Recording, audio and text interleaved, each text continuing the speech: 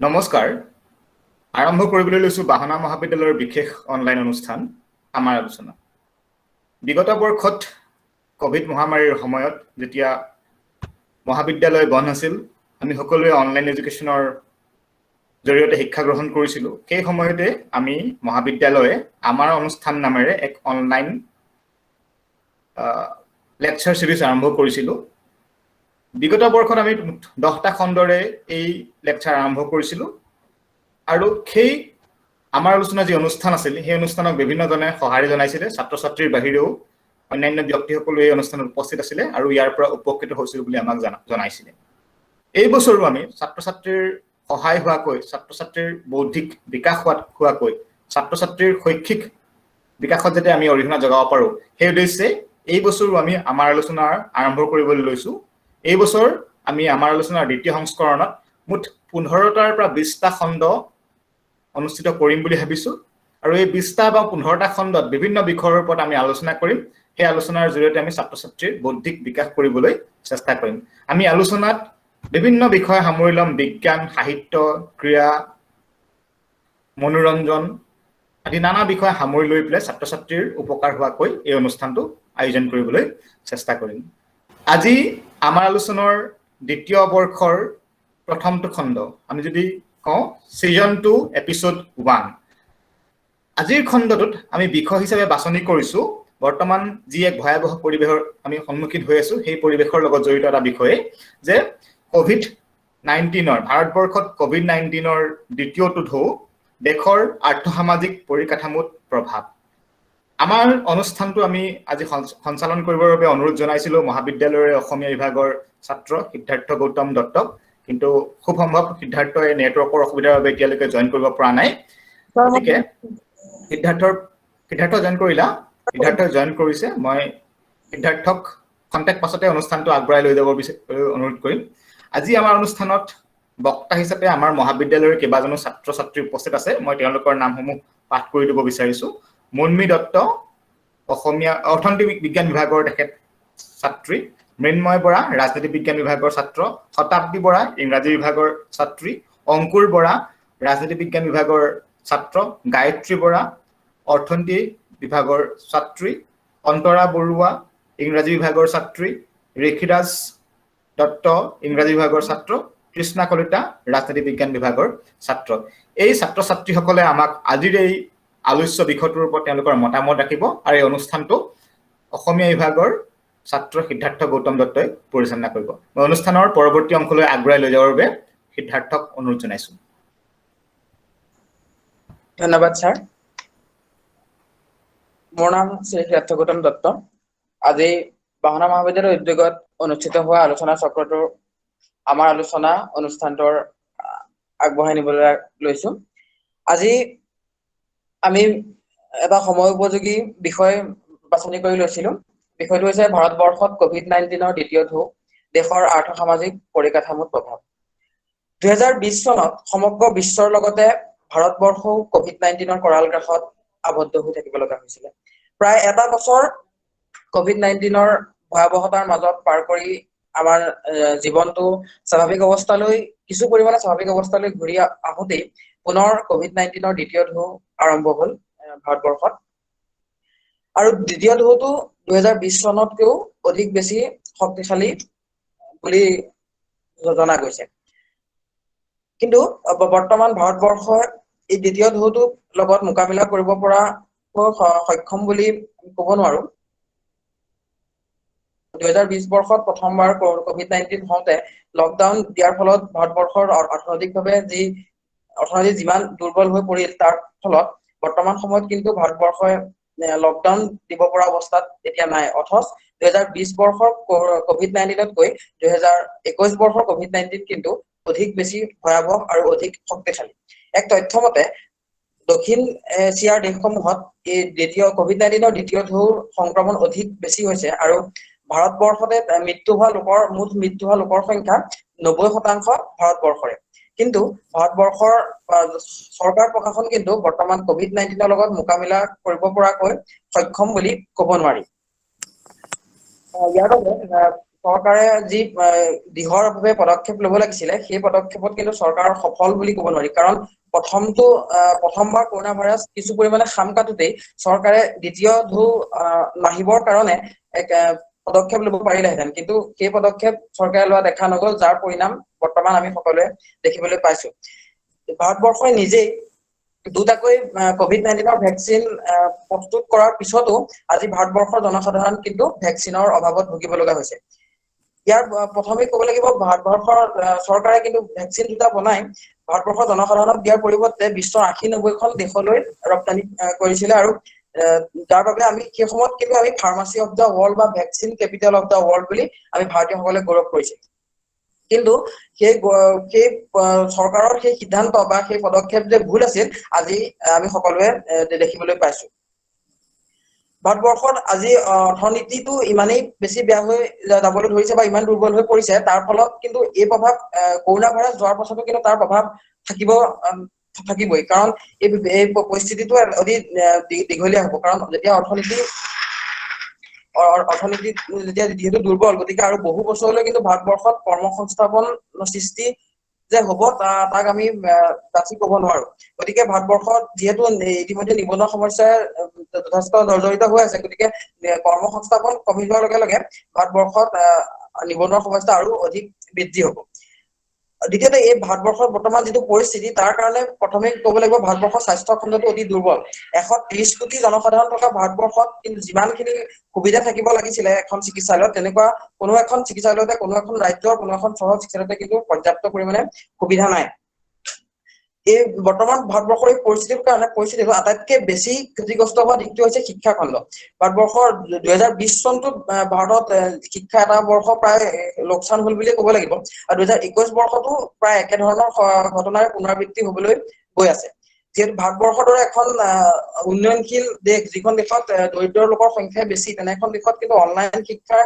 বিশেষ ফলপ্ৰসূ বুলি ক'ব পৰা নাযায় দ্বিতীয়তে শিক্ষা খণ্ডৰ পিছতে ভাৰতবৰ্ষত আটাইতকৈ বেছি লোকচানৰ সন্মুখীন হৈছে পৰ্যটন উদ্যোগটো ভাৰতৰ প্ৰাকৃতিক সৌন্দৰ্যৰ কাৰণেই হওক বা ইয়াৰ বিভিন্ন বৈচিত্ৰ্যময় সংস্কৃতিৰ কাৰণেই হওক বা ইয়াত থকা বিভিন্ন ৰজা মহাৰাজাসকলৰ দিনৰ বিভিন্ন কীৰ্তিচিহ্নসমূহৰ কাৰণে হওক দেশ বিদেশৰ বিভিন্ন লোক ভাৰতবৰ্ষলৈ আহে আৰু এই খণ্ডটোৱে ভাৰতবৰ্ষৰ মুঠ ঘৰুৱা উৎপাদনৰ 9.2% পৰ্যটক উদ্যোগটোৰ পৰা আহে আৰু ভাৰতবৰ্ষৰ মুঠ কৰ্মসংস্থাপনৰ 8.1% এই উদ্যোগটো গতিকে এই উদ্যোগটো আজি বৃহৎ লোকচানৰ সন্মুখীন হৈছে যাৰ ফলত ভাৰতৰ ঘৰুৱা উৎপাদন হ্ৰাস পোৱাৰ লগতে ৰাজহ সংগ্ৰহ কমি গৈছে আৰু কৰ্মসংস্থাপনো বহুতে হেৰুৱাইছে এই ক্ষেত্ৰত বিশেষকৈ বেচৰকাৰী খণ্ডৰ যিসকল কৰ্মসংস্থাপন কৰ্মী আছে বা যিসকল ব্যৱসায়ী তেওঁলোকৰ লোকচান হৈছে বা বহুতৰে কৰ্মহীন হৈ পৰিছে এই প্ৰভাৱটো ভাৰতৰ অৰ্থনীতি বা গোটেই ভাৰতৰ সমাজৰ কাৰণে অতিকে ভয়াৱহ এই ক্ষেত্ৰত কেৱল চৰকাৰে নহয় আমাৰ জনসাধাৰণো বিশেষ সজাগ নোহোৱাৰ বাবেও দ্বিতীয় ঢৌটো আহিছে কাৰণ বৰ্তমান সময়তো যি সময়ত কৰোনা ভাইৰাছত বিগত বৰ্ষতকৈ বৰ্তমান সময়ত মৃত্যুৰ হাৰ অধিক হৈছে তথাপিতো আমাৰ ভাৰতবৰ্ষৰ বহু লোকে বৰ্তমান চৰকাৰৰ এক ৰাজনৈতিক ষড়যন্ত্ৰ বুলি কৈ মৃত্যুৰ সৈতে ধেমালি খেলাৰ দৰে পৰিস্থিতি ধেমালি খেলি আছে গতিকে এই ক্ষেত্ৰত আমি সকলো সজাগ হ'ব লাগিব সকলো সচেতন হ'ব লাগিব আৰু ভাৰতবৰ্ষৰ কৰোনাৰ লগত যি যুঁজ সেই যুঁজখন আমি জয় হ'ব লাগিব এই গোটেই কথাখিনিৰ ওপৰত আমি আজি আলোচনা কৰিম গতিকে আলোচনাৰ মাজলৈ আমি আগবাঢ়ি যাব খুজিছো প্ৰথমে আমি ইংৰাজী বিভাগৰ ছাত্ৰী দ্বিতীয় ষান্মাসিকৰ শতাব্দী বৰাৰ ওচৰলৈ যাব খুজিছো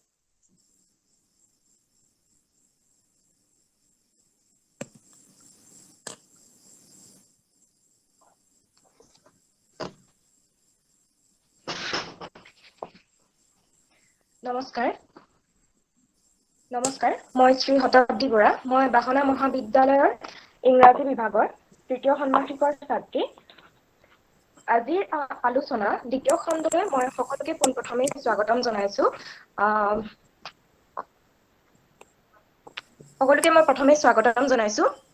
ছাত্ৰ-ছাত্ৰীসকলকে ধৰি সকলো মোৰ শ্ৰদ্ধাৰ শিক্ষাগুৰুসকলকো এনেদৰে একত্ৰিত হ'বলৈ এনে জটিল সময়তো এনেদৰে একত্ৰিত হ'বলৈ যি এক সুবিধা প্ৰদান কৰিছে তাৰ বাবে আমাৰ বাসনা মহাবিদ্যালয়ৰ মোৰ শ্ৰদ্ধাৰ শিক্ষাগুৰু তথা আজিৰ অনুষ্ঠানটিৰ সঞ্চালক মহোদয় ডক্টৰ পংকজ বৰা ছাৰক মই ধন্যবাদ জ্ঞাপন কৰিছো প্ৰথমতে আজি আমি আমাৰ আলোচনা কৰিবলৈ অহা বিষয়টি খুবেই প্ৰাসংগিক, খুবেই এক গুৰুত্বপূৰ্ণ এটি বিষয়।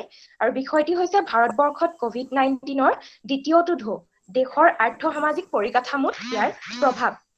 গতিকে COVID-19-ৰ যি প্ৰথম পৰ্যায় আছিল, সেই পৰ্যায়টোৰ বিষয়ে আমি সকলোৱে জানি আহিছো। পৰ্যায়টোৰ কেনেদৰে ক'ভিডৰ প্ৰথম পৰ্যায় কেনেদৰে সৃষ্টি হৈছিল, COVID-19 কি, COVID-19-ৰ যিখিনি লক্ষণ, তাৰোপৰি COVID-19-ৰ লগত মোকাবিলা কৰিব পৰাকৈ যিখিনি নীতি নিয়ম আমি সকলোৱে ভালদৰে জানি আহিছো। তথাপিও কিন্তু কোনোবাখিনি ক্ষেত্ৰত নীতি নিয়মখিনি হয়তো আমাৰ সমাজে মানি চলিব পৰাকৈ হয়তো কোনোবাখিনি ক্ষেত্ৰত আমি অপাৰগ হলো, নতুবা কোনোবাখিনি ক্ষেত্ৰত আমি কৃপণালি কৰিলো, যাৰ বাবে নেকি আজি পুনৰ 2021 চনৰ মাৰ্চ মাহ মানৰ পৰা পুনৰ আমাৰ ভাৰতবৰ্ষত 2021 চনৰ মাৰ্চ মাহ মানৰ পৰা পুনৰ ভাৰতবৰ্ষত COVID-19-ৰ যি দ্বিতীয় পৰ্যায়, যি দ্বিতীয় ঢৌ পুনৰ আমাৰ ভাৰতবৰ্ষত দেখা দিছে। যিহেতু COVID-19-এ পোনপ্ৰথমে আমাৰ 2020 চনৰ পৰাই আমাৰ ভাৰতবৰ্ষত জোকাৰণি তুলিছে। গতিকে ভাৰতবাসীয়ে তাৰ পৰা কিছু জ্ঞান আহৰণ কৰিবলৈও সক্ষম হৈছে। প্ৰথম কথা হৈছে যে COVID-19-ৰ ফলত আমাৰ যি ভাৰতবৰ্ষৰ অৰ্থনৈতিক অৱস্থাটো কেনেদৰে টনকিয়াল হ'ব লাগে, সেই বিষয়ে আমাৰ ভাৰতবাসীয়ে জানিবলৈ বা জ্ঞান লাভ কৰিবলৈ সক্ষম হৈছে। তদুপৰি দ্বিতীয়তে আমি ক'ব পাৰো যি স্বাস্থ্য খণ্ড ক্ষেত্ৰতো আমি ক'ব পাৰো যে আমাৰ ভাৰতবৰ্ষত যি এজন ৰোগীৰ বিপৰীতে চিকিৎসকৰ সংখ্যা, সেই চিকিৎসকৰ সংখ্যা কিন্তু তেনেই নগণ্য। যদি আনবিলাক দেশৰ লগত আমি তুলনা কৰিবলৈ যাওঁ, তেনেহলে আমাৰ দেশত এজন ৰোগীৰ বিপৰীতে চিকিৎসকৰ সংখ্যা তেনেই নগণ্য। কিন্তু বেলেগ দেশত কি হয়, এজন ৰোগীক চিকিৎসা কৰিব পৰাকৈ যিমানজন চিকিৎসকৰ প্ৰয়োজন হয়, সিমানজন চিকিৎসকে আছে। গতিকে এইখিনি কথাত আমাৰ ভাৰতবাসীয়ে জ্ঞান আহৰণ কৰিবলৈ সক্ষম হৈছে। বিশ্ব স্বাস্থ্য সংস্থাৰ মতে জানিব পৰা গৈছে যে COVID-19 ইজ এ পেণ্ডামিক, কিন্তু পেণ্ডামিক শব্দৰ অসমীয়া অৰ্থ মহামাৰী নহয়। গতিকে COVID-19 এক ৰোগ বুলি আমি অভিহিত কৰিব পাৰো, যিটো ৰোগত ব্যক্তি আক্ৰান্ত হলে তাৰ পৰা বাচি যাব পৰাকৈ একোটা বিকল্প পথ, একোটা ৰাস্তা থাকে। কিন্তু মহামাৰীত ব্যক্তি আক্ৰান্ত হলে তাৰ পৰা বাচি যাব পৰাকৈ কোনো ৰাস্তা নাথাকে। গতিকে আমি COVID-19-ক কোনোপধ্যে এক মহামাৰী বুলি অভিহিত কৰিব নোৱাৰো।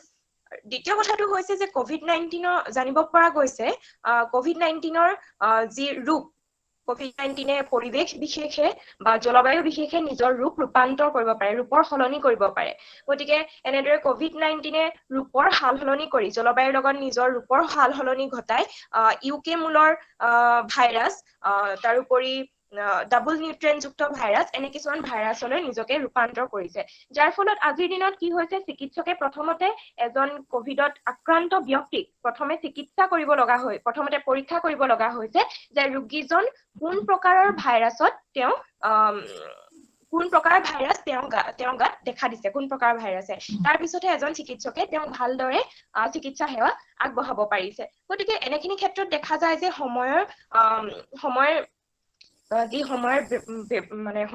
সেই সময়খিনি আগতকৈ বেছি লাগিছে। ফলত আগৰ যি পৰ্যায় আছিল, সেই পৰ্যায়তকৈ বৰ্তমান সময়ত ভাৰতবৰ্ষত মৃত্যুৰ হাৰ দিনক দিনে বাঢ়ি গৈছে।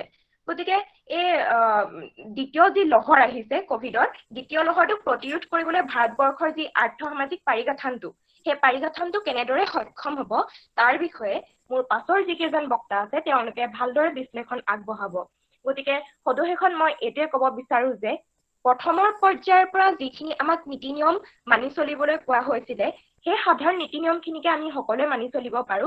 সেই সাধাৰণ নীতি নিয়মখিনিকে সকলোৱে মানি চলক, মাস্ক পৰিধান কৰক, চেনিটাইজ ব্যৱহাৰ কৰক, যিখিনি সাধাৰণ নীতি নিয়ম সকলোৱে কৰি যাওক, যাতে আমাৰ লগতে বাকী 10জনৰো জীৱন আমি ৰক্ষা কৰিব পাৰো।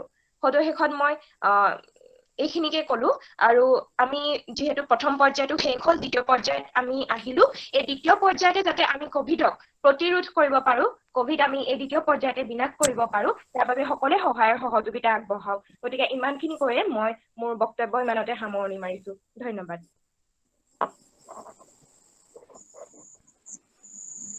ধন্যবাদ শতাব্দী বৰা।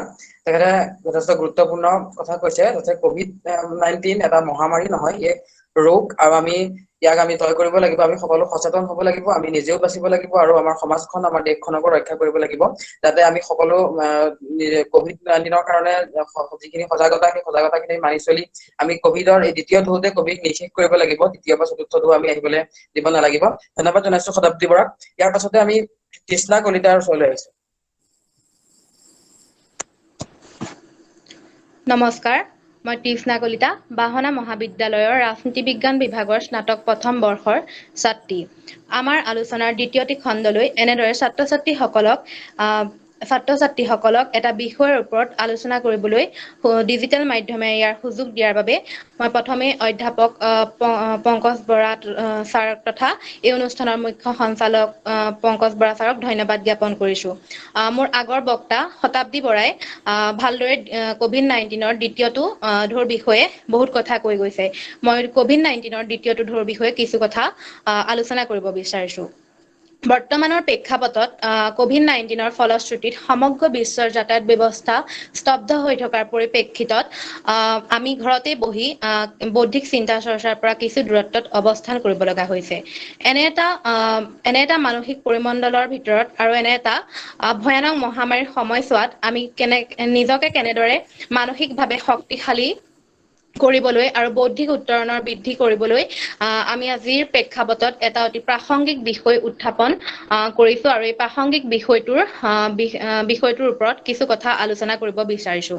যিহেতু বৰ্তমানৰ সময়ছোৱাত সকলোৱে জানে COVID-19ৰ বিষয়ে। COVID-19ৰ প্ৰথমটো ঢৌৱে কি পৰিৱেশ পৰিস্থিতিৰ সৃষ্টি কৰিলে সেয়া আমি সকলোৱে অৱগত। ইয়াক কোৱাৰ প্ৰয়োজনীয়তা মই নাই বুলি ভাবোঁ। কিন্তু COVID-19ৰ যি দ্বিতীয়টো ঢৌ সেয়া আৰম্ভ হ'ল ফেব্ৰুৱাৰী-মাৰ্চ মাহৰ পৰা।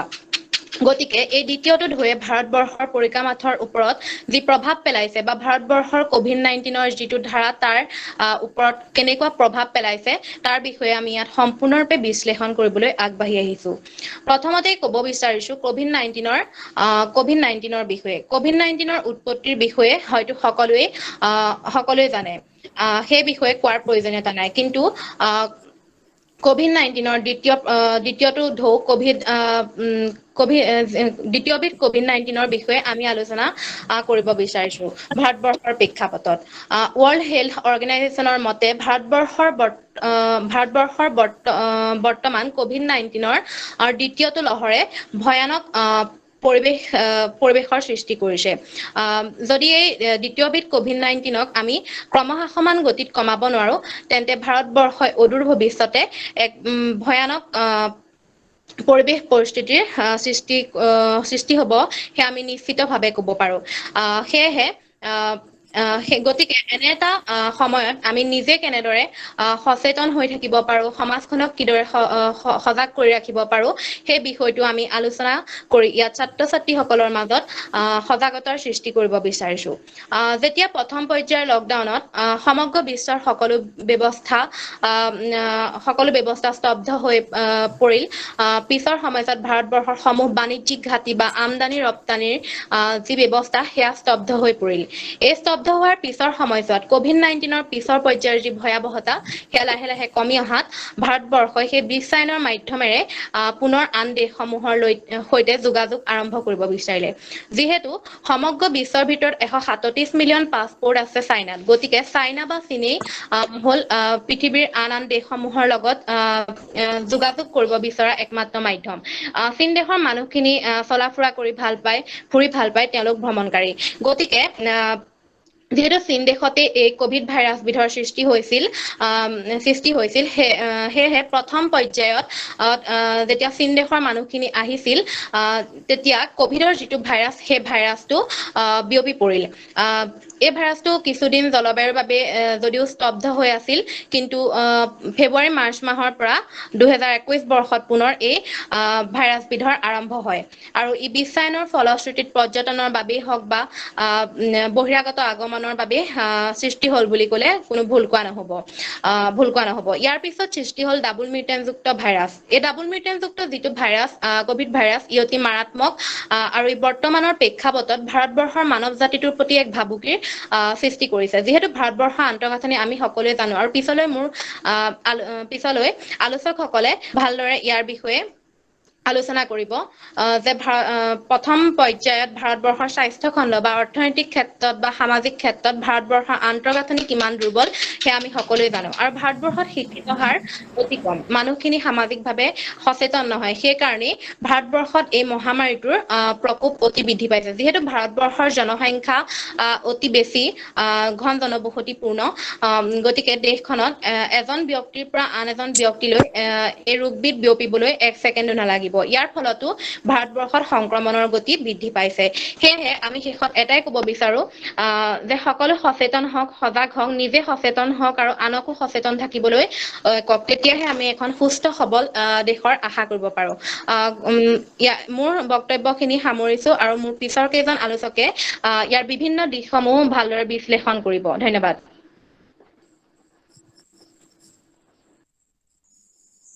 ধন্যবাদ তৃষ্ণা কলিতা তেখেতে গুৰুত্বপূৰ্ণ কথা কৈছে তেখেতে ভাৰতৰ জনসংখ্যাৰ এই ক্ষেত্ৰত এক প্ৰত্যাহ্বান হ'ব পাৰে নিশ্চিতভাৱে ভাৰতবৰ্ষৰ জনসংখ্যা যথেষ্ট বেছি পৃথিৱীৰ মুঠ জনসংখ্যাৰ 14% ভাৰতবৰ্ষৰে গতিকে ইয়াত গণসংক্ৰমণ খুব সোনকালে হ'ব পাৰে দ্বিতীয়তে ভাৰতবৰ্ষৰ কিন্তু বিশ্বৰ মুঠ সম্পদৰ মাত্ৰ 2%হে ভাৰতবৰ্ষত আছে গতিকে তেওঁ ভাৰতবৰ্ষই সম্পদৰ কাৰণে আন আন ৰাষ্ট্ৰসমূহৰ লগত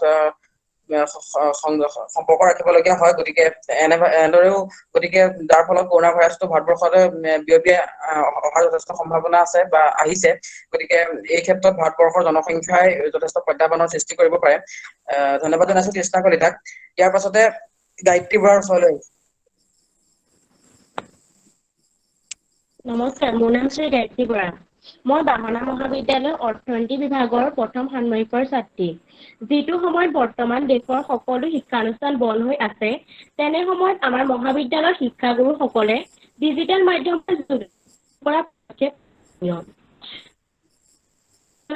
বৰ্ষৰ প্ৰথম উপস্থাপন কৰা বিষয়টো বৰ্তমান সময়ৰ বাবে এক প্ৰাসংগিক বিষয় এই বিষয়টোৰ ওপৰত মোক দুআষাৰ ক'বলৈ সুযোগ দিয়াৰ বাবে আমাৰ মহাবিদ্যালয়ৰ অধ্যাপক তথা অনুষ্ঠানৰ সঞ্চালক পংকজ বৰা ছাৰৰ লগতে অনুষ্ঠানটোত উপস্থিত অধ্যাপক অধ্যাপিকা মণ্ডলীক ধন্যবাদ জনাইছো আজি মই এই অনুষ্ঠানটিৰ বৰ্তমান অৰ্থনৈতিক দিশটোৰ বিষয়ে কেইষাৰিমান ক'বলৈ লৈছো পৰিকাঠাম শব্দটোৰ অৰ্থটো যদি আমি এটা শব্দত ক'বলৈ যাওঁ তেন্তে আমি আন্তঃগাঁথনিক বুজিম আৰু আৰ্থ-সামাজিক পৰিকাঠামো বুলিলে অৰ্থনৈতিক আৰু সামাজিক দিশৰ লগত জড়িত সকলোবোৰ উপাদান নিহিত হৈ থাকে বৰ্তমান প্ৰেক্ষাপটত দেশৰ এটা শক্তিশালী পৰিকাঠামোৰ প্ৰয়োজন হৈ পৰিছে বিশ্লেষণ কৰিলে আমি দেখা পাম যে ভাৰতবৰ্ষৰ জিডিপিৰ ঊৰ্ধ্বগামী হাৰ প্ৰথম পৰ্যায়ৰ কোভিড-19ৰ পিছৰ সময়ছোৱাত নিম্নগামী হৈ আহিছিল কিন্তু কোভিড-19ৰ প্ৰথমটো লহৰ হাম কটাৰ পাছত দেশৰ অৰ্থনীতিয়ে এক নতুন দিশত গতিশীলতা লাভ কৰোঁতেই এই কোভিড-19ৰ দ্বিতীয়টো ঢৌৱে ভাৰতবৰ্ষক বৰ বেয়াকৈ জুৰুলা কৰাৰ কেইবাটাও দিশ পৰিলক্ষিত হৈছে ভাৰতবৰ্ষৰ অৰ্থনীতিৰ মূল উপাদানবিলাকৰ ভিতৰত হৈছে পৰিবহণ উদ্যোগটো কোনো নিৰ্দিষ্ট স্থানত সীমাবদ্ধ নহয় যাৰ ফলত সমগ্ৰ কৰোনা ভাইৰাছৰ প্ৰভাৱ এই উদ্যোগটোতেই পৰিছে ভাৰতৰ পৰিবহণ উদ্যোগৰ অন্তৰ্গত পৰ্যটনস্থলীসমূহৰ পৰা এটা মোটা ৰাজহ পৰিবহণ উদ্যোগৰ যোগেদি ভাৰতৰ অৰ্থনীতি যোগ হয় কিন্তু বৰ্তমান প্ৰেক্ষাপটত আমাৰ দেশ ভাৰতবৰ্ষ এই ৰাজহৰ পৰা বঞ্চিত হোৱাৰ পৰিলক্ষিত হৈছে পৰিবহণ উদ্যোগৰ পাছতেই যদি আমি চলচ্চিত্ৰ উদ্যোগলৈ চাওঁ বৰ্তমান পৰিস্থিতিত উদ্যোগ বন্ধ হৈ পৰাৰ ভিতৰত 2% এই বৃহৎ উদ্যোগসমূহৰ পৰা লাভ কৰা বৃহৎ অৰ্থ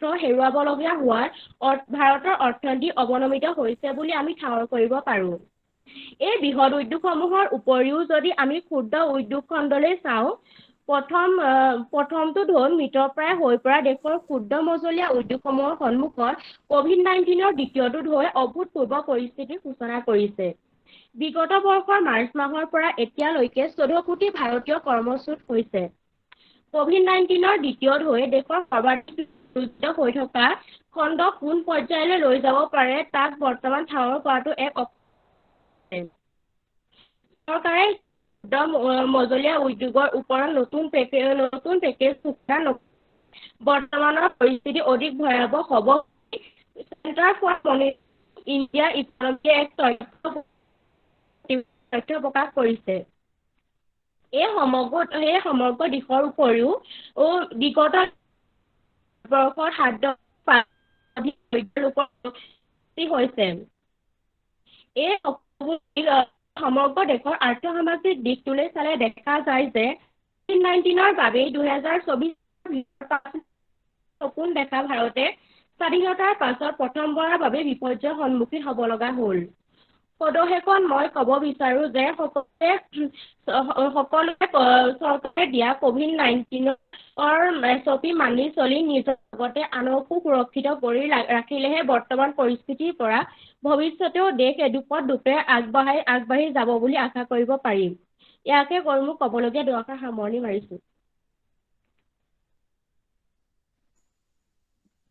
হয়, নিশ্চিতভাৱেই এখন দেশৰ মুঠ চালিকা শক্তি হৈছে অৰ্থনীতি আৰু বৰ্তমান পৰিস্থিতিত ভাৰতবৰ্ষৰ অৰ্থনীতিয়ে যথেষ্ট দুৰ্বল হৈ পৰিছে, যাৰ ফলত ভাৰতবৰ্ষৰ পৰ্যটন উদ্যোগ বা সাংস্কৃতিক জগত বা সকলো দেশতে ক্ষুদ্ৰ উদ্যোগসমূহত আজি মন্দাৱস্থাৰ সৃষ্টি হৈছে। এই কথাখিনিৰ ওপৰত গায়ত্ৰী বৰাই খুব সুন্দৰভাৱে বিশ্লেষণ কৰিলে। ধন্যবাদ জনাইছো গায়ত্ৰী বৰাক। ইয়াৰ পাছতে মুন্মী দত্তৰ ওচৰলৈ আহিছে। মোৰ নাম মুন্মী দত্ত। মই বাহানা মহাবিদ্যালয়ৰ অৰ্থনীতি বিভাগৰ ৫ম ষাণ্মাসিকৰ ছাত্ৰী। আজি আলোচনা কৰি থকা বিষয়টো হৈছে কৰোনা ভাইৰাছৰ দ্বিতীয়টো ঢৌত ভাৰতবৰ্ষৰ আৰ্থ-সামাজিক পৰিকাঠামোত প্ৰভাৱ। পোনপ্ৰথমে মই এই কৰোনা ভাইৰাছৰ জটিল ক্ষণত ডিজিটেল মাধ্যম যোগে এনে গুৰুত্বপূৰ্ণ বিষয় এটা আলোচনা কৰিবলৈ সুবিধা প্ৰদান কৰাৰ বাবে আজিৰ আলোচনাৰ মুখ্য সঞ্চালক ডক্টৰ পংকজ বৰা ছাৰক অশেষ ধন্যবাদ জ্ঞাপন কৰিছোঁ। 2020 চনতে ভাৰতবৰ্ষত কৰোনা ভাইৰাছৰ প্ৰথমটো ঢৌৱে দেখা দিয়ে। এই ভাইৰাছৰ ফলত ভাৰতবৰ্ষত নানা ক্ষতিসাধন হ'ল। কিন্তু 2020 চনৰ শেষৰ পিনে এই ভাইৰাছৰ উপস্থিতি কমি যোৱাত প্ৰায় ভাইৰাছৰ উপস্থিতি কমিয়ে গৈছিলগৈ। কিন্তু হঠাতে বুলিয়ে ক'ব পাৰি বা বেলেগ অন্যান্য বহুত কাৰণত ভাৰতবৰ্ষত কৰোনা ভাইৰাছ 2021 চনত পুনৰবাৰ অধিক ভয়াৱহ ৰূপত দেখা দিয়ে আৰু এই ভাইৰাছে ডাবল মিউটেণ্টযুক্ত ভাইৰাছ ৰূপে দেখা দিয়ে। ইতিমধ্যে ভাৰতবৰ্ষে 2020 চনত কৰোনা ভাইৰাছৰ ফলস্বৰূপে বহুতো ক্ষতিৰ বা লোকচানৰ সন্মুখীন হৈছিল। বিশেষকৈ 2020 চনত ভাৰতবৰ্ষৰ মুঠ ঘৰুৱা উৎপাদন GDP -23 হৈছিলগৈ। কিন্তু জনসাধাৰণৰ চেষ্টাতে হওক বা চৰকাৰৰ চেষ্টাতে হওক বুলি ক'ব পাৰি যে 2020 চনৰ ডিচেম্বৰ মাহলৈকে কৰোনা ভাইৰাছৰ উপস্থিতি কমি যোৱাত ভাৰতবৰ্ষৰ মুঠ ঘৰুৱা উৎপাদন কিছু উন্নত অৰ্থাৎ 0.4লৈ গতি কৰে। কিন্তু বৰ্তমান যিটো কৰোনা ভাইৰাছ আহিছে তাৰ ফলস্বৰূপে কিন্তু যোৱাবাৰতকৈ অধিক ভয়াৱহ ৰূপত এই ভাইৰাছে দেখা দিছে। এতিয়া কথাটো হৈছে যে ভাৰতবৰ্ষৰ এতিয়া IFM অৰ্থাৎ ইণ্টাৰনেশ্যনেল মনিটাৰী ফাণ্ডৰ তথ্য অনুসৰি ভাৰতবৰ্ষৰ মুঠ ঘৰুৱা উৎপাদন 2021 বৰ্ষটোত 12.2% হ'ব বুলি আশা কৰা হৈছে। কিন্তু এখন দেশৰ গ্ৰথ হ'বলৈ হ'লে এনে কিছুমান চেক্টৰত বিশেষকৈ প্ৰডাকশ্যন চেক্টৰত ইনভেষ্ট কৰাটো অতি প্ৰয়োজন। তেতিয়াহে দেশখনৰ উন্নয়ন হ'ব। কিন্তু এতিয়া বৰ্তমান কৰোনা ভাইৰাছৰ লগত মোকাবিলা কৰিবলৈ স্বাস্থ্য খণ্ডটোৰ ওপৰত অধিক গুৰুত্ব আৰোপ কৰিবলগীয়া হৈছে। ভাৰতবৰ্ষত এতিয়া পৰ্যাপ্ত ভেকচিনৰ দেখা পোৱা গৈছে, লগতে অক্সিজেন নাটনি দেখা পোৱা গৈছে। ইয়াৰ সমান্তৰালে ভাৰতবৰ্ষত ব্লেক ফাংগাছ ৰোগটো দেখা দিছে। গতিকে এই সকলোবিলাকৰ বাবে স্বাস্থ্য খণ্ডত অধিক পুঁজিৰ প্ৰয়োজন হৈ আছে। ইয়াৰ উপৰি 2021-22 চনৰ বাজেটত স্বাস্থ্য খণ্ডত যোৱা বছৰ তুলনাত এৰাউণ্ড 128% অধিক ব্যয় কৰা হ'ব বুলি কোৱা হৈছে। যিহেতু ভাৰতবৰ্ষৰ এতিয়া প্ৰায়বিলাক ৰাজ্যতে লকডাউন দিয়া হৈছে, কিছুমানে পাৰ্চিয়েল লকডাউন দিয়া হৈছে আৰু অধিকাংশ প্ৰায়বিলাক ৰাজ্যতে বিভিন্ন ধৰণৰ SOP জাৰি কৰা হৈছে। মই এই কথাখিনি কোৱা আৰু উদ্দেশ্যটো এইটো হৈছে যে আমি আলোচনা কৰি থকা বিষয়টো হৈছে ভাৰতবৰ্ষৰ দ্বিতীয় কৰোনা ভাইৰাছটো আৰ্থ-সামাজিক পৰিকাঠামোত প্ৰভাৱ। এতিয়া পৰিকাঠামো বুলি ক'লে সাধাৰণতে যাতায়াত, যোগাযোগ, ইন্ধন, মজুত মূলধন, শ্ৰমিক ইত্যাদিক এখন দেশৰ পৰিকাঠামো বুলি কোৱা হয়। এই পৰিকাঠামোবিলাকে এখন সমাজ পৰিচালিত কৰে, এখন অৰ্থনীতি উন্নতি সাধন কৰে। যোৱা বছৰ লকডাউনত বহুতো প্ৰকাৰৰ ক্ষতি সাধন হৈছিল। বিশেষকৈ এতিয়া দেখিবলৈ পোৱা গৈছে যে 2021 চনত যে এই পৰিকাঠামোবিলাকত প্ৰভাৱ পৰিছে হয়, কিন্তু যোৱা বছৰৰ তুলনাত এইবাৰ হয়তো ভাৰতবৰ্ষৰ অৰ্থনৈতিক পৰিকাঠামো কিছু প্ৰস্তুত আছে যোৱা বছৰৰ তুলনাত, কিয়নো ইতিমধ্যে যোৱা বছৰত ভাৰতবৰ্ষই কিছু প্ৰস্তুত নাছিল, কিন্তু এই বছৰ অলপ হ'লেও প্ৰস্তুত আছে। আৰু এইবাৰ বাজেটত 2021-22 চনৰ বাজেটত ভেকচিনৰ পৰা হওক বা স্বাস্থ্য খণ্ডতেই হওক আৰু বিভিন্ন ক্ষেত্ৰত পৰিকাঠামোৰ উন্নয়নৰ বাবে পদক্ষেপ লোৱা হৈছে। যোৱা বছৰ আটাইতকৈ বেছি ক্ষতিসাধন সন্মুখীন হৈছিল মাইগ্ৰেণ্ট লেবাৰসকল। তেওঁলোকৰ বাবে এইবাৰ বাজেটত বিভিন্ন ধৰণৰ স্কিমছ ফুড ছিকিউৰিটি প্ৰদান কৰাৰ কথা ঘোষণা কৰা হৈছে। গতিকে এইবিলাকে যদি এই আঁচনিবিলাকে হওক বা চৰকাৰে বাজেটত অন্তৰ্ভুক্ত কৰা বিষয়বিলাকে যদি সফলৰূপে কাম কৰে, তেন্তে হয়তো ভাৰতবৰ্ষই যোৱা বছৰৰ তুলনাত কৰোণা ভাইৰাছক প্ৰতিৰোধ কৰিবলৈ আৰ্থ-সামাজিক ৰূপত পৰিকাঠামো উন্নত আছে বুলি ক'ব পৰা যায়। কিন্তু এইখিনিতে আৰু এটা কথা উল্লেখযোগ্য যে বিভিন্ন ৰাজ্যত যিহেতু এতিয়া SOP জাৰি কৰা হৈছে বা লকডাউন দিয়া হৈছে আৰু পাৰ্চিয়েল লকডাউনো দিয়া হৈছে, সেই ক্ষেত্ৰত ভাৰতবৰ্ষৰ অৰ্থনৈতিক এটা পৰিকাঠামো যোগাযোগৰ ওপৰত বহুত পৰিমাণে ব্যাঘাত জন্মিছে। এতিয়া বৰ্তমান অসমত আন্তঃৰাজ্যিকে হওক বা আন্তঃজিলা প্ৰায়বিলাক যোগাযোগ বন্ধ কৰি দিয়া হৈছে। আৰু এটা কথা, ভাৰতবৰ্ষৰ প্ৰধান ইকনমিক চৰিত্ৰটো হৈছে যে ভাৰতবৰ্ষৰ ডেপ্ট ইকনমি। ভাৰতবৰ্ষৰ যিমানখিনি ৰেভিনিউ কালেক্ট হয় তাৰ আধাখিনি আমি ডেপ্ট ৰিটাৰ্ণ কৰোঁতে গুচি যায়। গতিকে যোৱা বছৰো তেনেকুৱাই হৈছিলে। যোৱা বছৰ 2020 চনত অৰ্থাৎ কৰোণা ভাইৰাছৰ সময়ছোৱাত ভাৰতবৰ্ষৰ revenue collector maximum 20% interest payment কৰোঁতে দিয়া হৈছিলে। গতিকে এইবাৰো যদি তেনেকুৱা এটা পৰিস্থিতিৰ সন্মুখীন হ'বলগীয়া হৈ আছে বৰ্তমান, তেন্তে ভাৰতবৰ্ষৰ অৰ্থনৈতিক পৰিকাঠামোটো ভবা ধৰণে ব্যাঘাত জন্মিব পাৰে বা যোৱাবাৰতকৈ বেছি ব্যাঘাত জন্মিব পাৰে। আৰু লগতে এতিয়া ভেকচিনৰ নাটনি দেখিবলৈ পোৱা গৈছে আৰু ব্লেক ফাংগাছ ৰোগটো দেখা দিছে। এনে ক্ষেত্ৰত বিভিন্ন মেটেৰিয়েলছৰ অভাৱ হ'ব পাৰে ভৱিষ্যতে, আৰু এনে অভাৱ হ'লে এই বস্তুখিনি বেলেগ দেশৰ পৰা আনিবলগীয়া হ'ব পাৰে। তেনে ক্ষেত্ৰৰ পৰা চাবলৈ গ'লেও পৰিকাঠামোত ব্যাঘাত জন্মিছে। গতিকে সকলো ফালৰ পৰা চাবলৈ গ'লে ভাৰতবৰ্ষ যদি চৰকাৰে লোৱা আঁচনিখিনি বা যিখিনি বাজেটত অন্তৰ্ভুক্ত কৰা হৈছে সেইখিনিয়ে যদি সময় সাপেক্ষে কাম কৰে, তেন্তে ভাৰতবৰ্ষই যোৱা বছৰৰ তুলনাত আৰ্থ-সামাজিক পৰিকাঠামো যোৱা বছৰৰ তুলনাত বহুত পৰিমাণে উন্নত বুলি ক'ব পৰা যায়। মই ক'বলগীয়াখিনি ইমানতে সামৰি পাৰিছো। ইয়াৰ পিছৰখিনি মোৰ বক্তাসকলৰ বাবে আগবঢ়াই দিছো। ধন্যবাদ।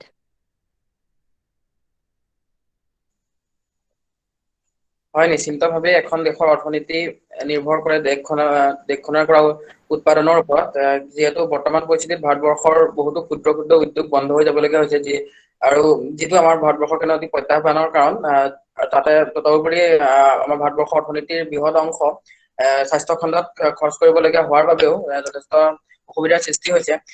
এই বিষয়টোৰ ওপৰত ভাৰতবৰ্ষৰ সমগ্ৰ অৰ্থনৈতিক পৰিস্থিতিটোৰ ওপৰত মুনমী দত্তই খুব সুন্দৰভাৱে বিশ্লেষণ আগবঢ়াইছে। তেখেতক ধন্যবাদ জনাইছো। ইয়াৰ পাছতে আমি মৃন্ময় বৰাৰ ওচৰলৈ আহিছো।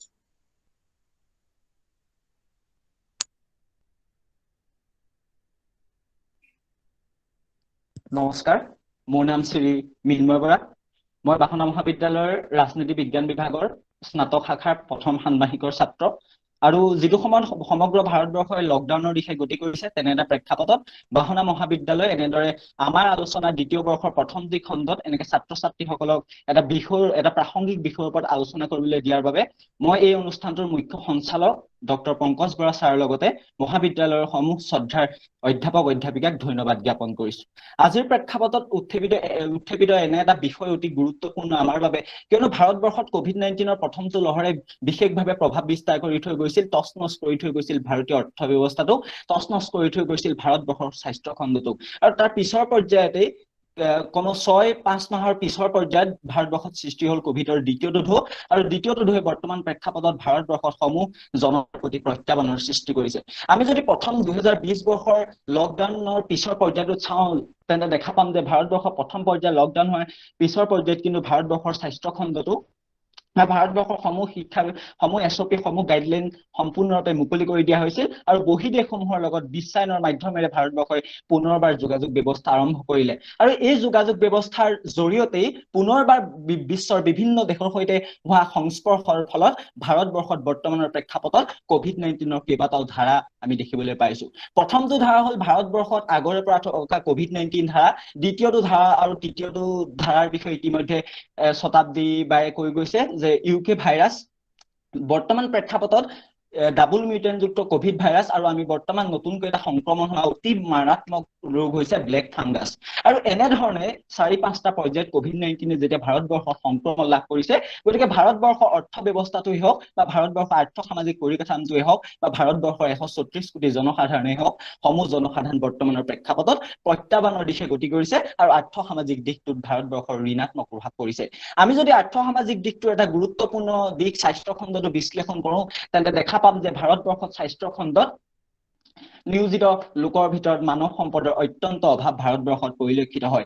যিটো সময়ত সমগ্ৰ ভাৰতবৰ্ষত বিশ্ব স্বাস্থ্য সংস্থাৰ তথ্য অনুসৰি বিশ্ব স্বাস্থ্য সংস্থাৰ তথ্য সম্পূৰ্ণৰূপে স্পষ্ট কৰি দিছে যে ভাৰতবৰ্ষত মানৱ সম্পদৰ সম্পূৰ্ণৰূপে নাটনি। আৰু প্ৰথম পৰ্যায়ৰ যিটো কোভিড-19 তেনে ক্ষেত্ৰত ভাৰতবৰ্ষত মুঠ 400 লোক আক্ৰান্ত হওঁতেই কিন্তু ভাৰতবৰ্ষৰ চৰকাৰে লকডাউন ব্যৱস্থা গ্ৰহণ কৰিলে আৰু এই ব্যৱস্থাক বিশ্ব স্বাস্থ্য সংস্থাই প্ৰশংসনীয় পদক্ষেপ বুলি কৈছিল। আৰু তাৰ পিছৰ পৰ্যায়ত কিন্তু প্ৰথম পৰ্যায়ত কোভিড-19ক বাধা দিবলৈ সক্ষম হ'ল। কিন্তু দ্বিতীয় পৰ্যায়ৰ কোভিড-19 আজি প্ৰত্যেক দিনে 24 ঘণ্টাত 3 লাখতকৈও অধিক লোক আক্ৰান্ত হোৱাৰ পিছতো ভাৰতবৰ্ষৰ এটা লকডাউনৰ পৰিৱেশলৈ যাব পৰা নাই, কিয়নো ভাৰতবৰ্ষত বৰ্তমান অৰ্থনৈতিক ভেটি অত্যন্ত দুৰ্বল।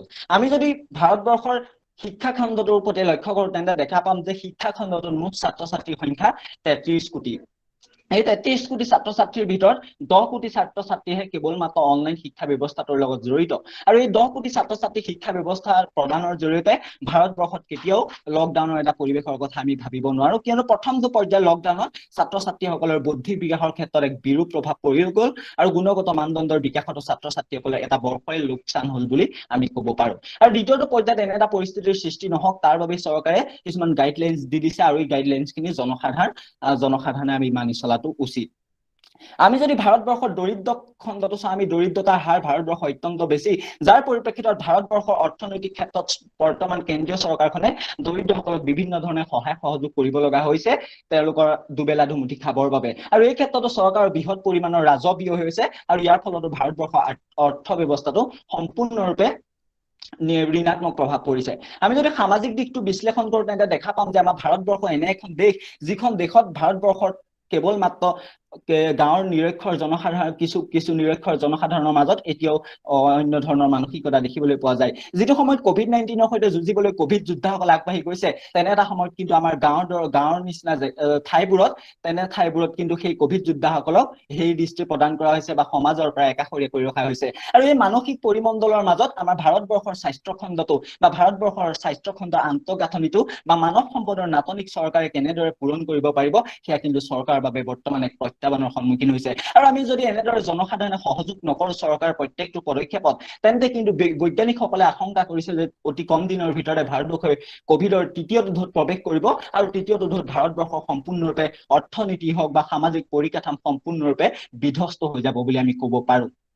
গতিকে সামাজিকভাৱে যদি আমি চাওঁ যে বৰ্তমান প্ৰেক্ষাপটত যদি আমি স্বাস্থ্যৰ আন্তঃগাঁথনি চাওঁ, তেনে আমি কিছুমান ঠাইত দেখা পাম যে এখন এম্বুলেন্সৰ পৰিৱৰ্তে এজন পুত্ৰই নিজৰ ৰোগীয়া পিতৃক এখন ঠেলাত লৈ হস্পিটেললৈ বা চিকিৎসালয়লৈ যাবলগীয়া পৰিস্থিতিৰ সৃষ্টি হৈছে। আমি যদি সমগ্ৰ ভাৰতবৰ্ষৰ সামাজিক গাঁথনিটো বিশ্লেষণ কৰোঁ, তেন্তে আমি দেখা পাম যে বৰ্তমান প্ৰেক্ষাপটতো বহু নিৰক্ষৰ লোকে বৰ্তমান প্ৰেক্ষাপটতে এটা ৰাজনৈতিক ষড়যন্ত্ৰৰ নাম দিছে কোভিড-19ক। গতিকে এনেধৰণৰ সমূহ ধাৰা যদি অব্যাহত থাকে বা মানুহৰ ধাৰণাসমূহৰ সলনি কৰি এখন উন্নত আমি সমাজ প্ৰতিষ্ঠা কৰি সামাজিক সচেতনতাৰ সৃষ্টি কৰিব নোৱাৰো, তেন্তে কিন্তু আৰ্থ-সামাজিক পৰিকাঠামোটোত বৰ্তমানৰ প্ৰেক্ষাপটত বিৰূপ প্ৰভাৱ পৰিব।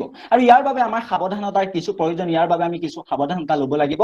আমি নিজে সজাগ হোৱাৰ লগতে সকলোকে সজাগ কৰিব লাগিব আৰু যাতে আমি সমগ্ৰ ভাৰতবৰ্ষৰ জনসাধাৰণে সুৰক্ষিত ভৱিষ্যতৰ দিশে আগুৱাই লৈ যাব পাৰো, ইয়াৰ বাবে আমি প্ৰত্যেক জনসাধাৰণেই গ্ৰহণযোগ্য পদক্ষেপ গ্ৰহণ কৰিব লাগিব। আৰু ইয়াকে কৈ আজিৰ এই আমাৰ আলোচনাৰ প্ৰথমটো খণ্ডত মোৰ বক্তব্য সামৰণি মাৰিছো। ধন্যবাদ। ধন্যবাদ মৃন্ময়ে খুব সুন্দৰভাৱে ভাৰতবৰ্ষৰ বৰ্তমান আৰ্থ-সামাজিক পৰিস্থিতিটো সুন্দৰভাৱে বিশ্লেষণ কৰিলে। তেখেতলৈ আন্তৰিক ধন্যবাদ জ্ঞাপন কৰিছো। ইয়াৰ পাছতে আমি ঋষিৰাজ দত্তৰ ওচৰলৈ যাব বিচাৰিছো।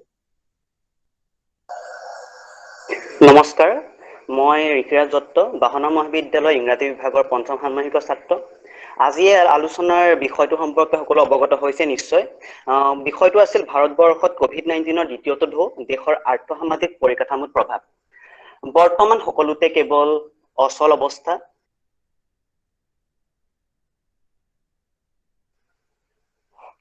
বৰ্তমান সকলোতে কেৱল অচল অৱস্থা, চাৰিওফালে কোভিডৰ সংসাৰৰ মৃত্যুৰ কেৰেলি।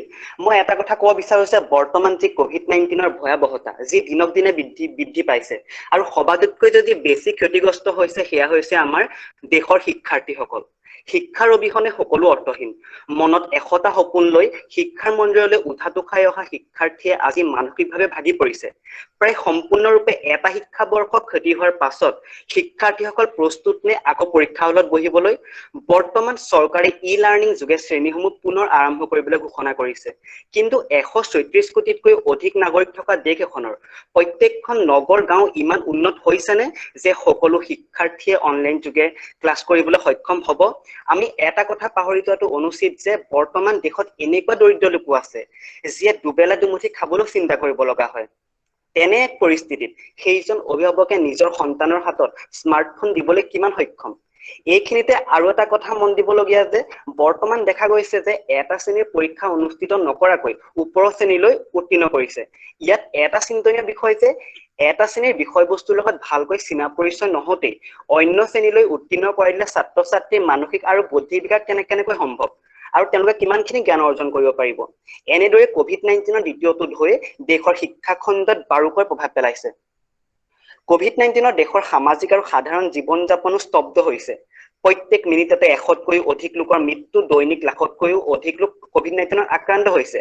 কিন্তু বৰ্তমান দেখা গৈছে যে আমাৰ দেশত এনেকুৱা লোকৰো অভাৱ হোৱা নাই যিয়ে এতিয়াও COVID-19ক সৰু ল'ৰা-ছোৱালী দৰা কইনাৰ খেল বুলি ভাবি আছে।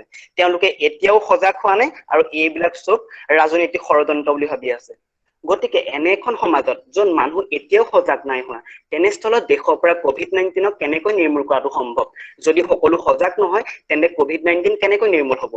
এইখিনিতে আৰু এটা কথা ক'ব বিচাৰো যে সংবিধানৰ যি চতুৰ্থ স্তম্ভ আমাৰ সংবাদ মাধ্যমৰ কথা। তেওঁলোকৰ হাতত তেওঁলোকৰ হাতত সেইটো ৰাইট আছে যে তেওঁলোকে নিসংকোচভাৱে সকলো খবৰ জনসাধাৰণৰ মাজলৈ আনিব পাৰে। কিন্তু বৰ্তমান দেখা গৈছে যে TRP বঢ়াবৰ বাবে বহুতো সংবাদ মাধ্যমে বাতৰি সকলোতকৈ আগত প্ৰচাৰ কৰে আৰু ভুলে শুদ্ধে প্ৰচাৰ কৰে। তেনে ক্ষেত্ৰত জনসাধাৰণৰ মাজত ভয় আৰু মানসিক চাপ পৰে। গতিকে এই সামাজিক মাধ্যমবোৰে জনসাধাৰণৰ মাজত ভয়ৰ সৃষ্টি কৰাতকৈ সজাগতামূলক অনুষ্ঠানবোৰ বেছি প্ৰচাৰ কৰিলে জনসাধাৰণো সজাগ হ'ব আৰু COVID-19ৰ পৰা যুঁজিবলৈ বেছি সক্ষম হ'ব বুলি মই ভাবো। দেশজোৰা লকডাউনৰ বাবে শ্ৰমিকসকলৰ নিয়োজিত হৈ থকা বৃহৎ সংখ্যক উদ্যোগ, কাৰখানা, নিৰ্মাণ খণ্ড, কৃষিকেন্দ্ৰিক উদ্যোগ, পৰ্যটনৰ দৰে সেৱা খণ্ড, শাৰীৰিক শ্ৰম নিৰ্ভৰ দৈনিক হাজিৰা আদি বিভিন্ন কাম হঠাতে বন্ধ হৈ পৰিল। এইবোৰত নিয়োজিত মানুহবোৰ বেছিভাগেই আছিল গাঁও অঞ্চলৰ পৰা কাম বিচাৰি যোৱা মানুহ। কোনোবা যেন যদি সিকিউৰিটি গাৰ্ড, কোনোবা যেন মিস্ত্ৰী, কোনোবা যেন আকৌ ফেক্টৰীত নিয়োজিত হাজিৰা শ্ৰমিক, কোনোবা যেন হোটেল বা ৰেষ্টুৰেণ্টৰ কৰ্মী। শ্ৰম আৰু নিয়োজনৰ এক নিৰন্তৰ প্ৰক্ৰিয়াত তেওঁলোক বিভিন্ন ধৰণে শোষিত আৰু অৱদমিত। এতিয়া চিন্তনীয় বিষয় এইটো যে ভাৰতত আগৰ পৰাই নিবনুৱা সমস্যাই গ্ৰাস কৰি আহিছে। তেনেস্থলত আকৌ নতুনকৈ সৃষ্টি হোৱা এইসকল নিবনুৱাক চৰকাৰে কেনেকৈ কৰ্মসংস্থাপন দিয়া যাব সেইটোহে এটা চাবলগীয়া বিষয় হ'ব। COVID-19ৰ যি প্ৰভাৱ সেয়া সাংস্কৃতিক জগততো পৰা দেখা গৈছে। কেন্দ্ৰীয় চৰকাৰৰ লগতে সাধাৰণ ৰাইজেও আহ্বান জনাইছে যে কোনো লোককে সমবেত হ'বলৈ দিব নালাগে যি চিনেমা হল বা অন্যান্য সমাজৰ স্থানত, কাৰণ ইয়াৰ দ্বাৰা কৰোনা ভাইৰাছ সংক্ৰমিত হোৱাৰ সম্ভাৱনা প্ৰবল। আন ক্ষেত্ৰৰ দৰে ভাৰতৰ ছবি জগততো ইয়াৰ প্ৰভাৱ পৰিছে। বিশেষকৈ হিন্দী ছবি চাবৰ বাবে যোৱা দৰ্শকৰ সংখ্যা হ্ৰাস পাইছে। কেইবাখনো ছবি মুক্তি দিয়া তাৰিখ আৰু শ্বুটিঙৰ দিন পিছুৱা হৈছে, যাৰ বাবে পূৰ্ব নিৰ্ধাৰিত ধনেৰে কৰিব তেওঁলোকে কামবোৰ কৰা নাই। ইয়াৰ বাবে যোৱা 7-8 মাহত 1000ৰ পৰা 1500 কোটি টকা লোকচান হৈছে। বৰ্তমান বহুতো ছবি নিৰ্মাতাই তেওঁলোকৰ ছবিসমূহ OTT মাধ্যমেৰে মুক্তি দিছে। ইয়াৰ দ্বাৰা অলপ হলেও তেওঁলোক সকাহ পাইছে, যদিও মানে তেওঁলোকে যিমানখিনি লাভৱান হ'ব লাগে সিমানখিনি হোৱা নাই। গতিকে আমি দেখিলো যে COVID-19ৰ যি প্ৰভাৱ সেয়া আমাৰ আৰ্থসামাজিক আৰ্থসামাজিকভাৱে ইয়াৰ প্ৰভাৱ পৰিছে। গতিকে আমি নাগৰিক হিচাপে আমি নিজেও সজাগ হ'ব লাগে আৰু আনকো সজাগ হ'ব দিব লাগে। গতিকে আমি যিটো সামাজিক স্থানত আমি কেতিয়াও একত্ৰিত হ'ব নালাগে, আৰু যদি বেছিকে প্ৰয়োজন হয় আমি যদি বাহিৰলৈ যাব লগা হয় তেতিয়া মাস্ক পৰিধান কৰিব লাগিব আৰু চেনিটাইজাৰ ইউজ কৰিব লাগিব। গতিকে এইখিনিয়ে ক'লো। মোৰ পিছৰ বক্তাসকলে আৰু তেওঁলোকে মোতকে বহলাই ক'ব, গতিকে ইয়াকে ক'লো। ধন্যবাদ। ধন্যবাদ ঋষিৰাজ দত্ত। তেখেতে সমগ্ৰ বিষয়টোৰ ওপৰত খুব সুন্দৰভাৱে আলোকপাত কৰিলে। তেখেতে শিক্ষা কৈছে যে শিক্ষা যথেষ্ট ক্ষতি হৈছে। সঁচাকৈ আমাৰ ভাৰতবৰ্ষৰ ছাত্ৰ ছাত্ৰীসকল বৌদ্ধিকভাৱে বহুত পিছ পৰি গৈছে, যিহেতু 2020 চনটোত এটা বৰ্ষ শিক্ষাৰ লোকচান হলেই আৰু 2021 বৰ্ষতো প্ৰায় একেধৰণৰ পৰিস্থিতিৰ সৃষ্টি হবলৈ গৈ আছে। গতিকে এইটো যথেষ্ট চিন্তনীয় বিষয়। ইয়াৰ লগতে ভাৰতবৰ্ষৰ এটা বৃহৎ উদ্যোগ চিনেমা উদ্যোগটোতো যথেষ্ট মন্দাৱস্থাৰ সৃষ্টি হৈছে। গতিকে তেখেতে গোটেই বিষয়টোৰ ওপৰত সুন্দৰভাৱে বিশ্লেষণ কৰিলে। ঋষেশ দত্তক ধন্যবাদ জনাইছো। ইয়াৰ পাছতে আমি অন্তৰা বৰুৱাৰ ওচৰলৈ আহিব বিচাৰিছো।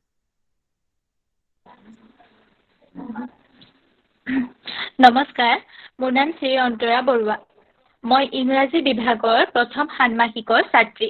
যিহেতু বৰ্তমান সকলো শিক্ষানুষ্ঠান বন্ধ হৈ থকাৰ পৰিপ্ৰেক্ষিতত আমাৰ আলোচনাৰ দ্বিতীয়টো খণ্ডলৈ ছাত্ৰ ছাত্ৰীসকলক ডিজিটেল মাধ্যমেৰে এনে এটা প্ৰাসংগিক বিষয়ৰ ওপৰত আলোচনা কৰিবলৈ সুযোগ দিয়াৰ বাবে পোনপ্ৰথমেই মই আমাৰ মহাবিদ্যালয়ৰ অধ্যাপক তথা এই অনুষ্ঠানৰ মুখ্য সঞ্চালক ডক্টৰ পংকজ বৰা ছাৰক লগতে ইয়াত উপস্থিত সকলো অধ্যাপক অধ্যাপিকা ধন্যবাদ জনাইছো।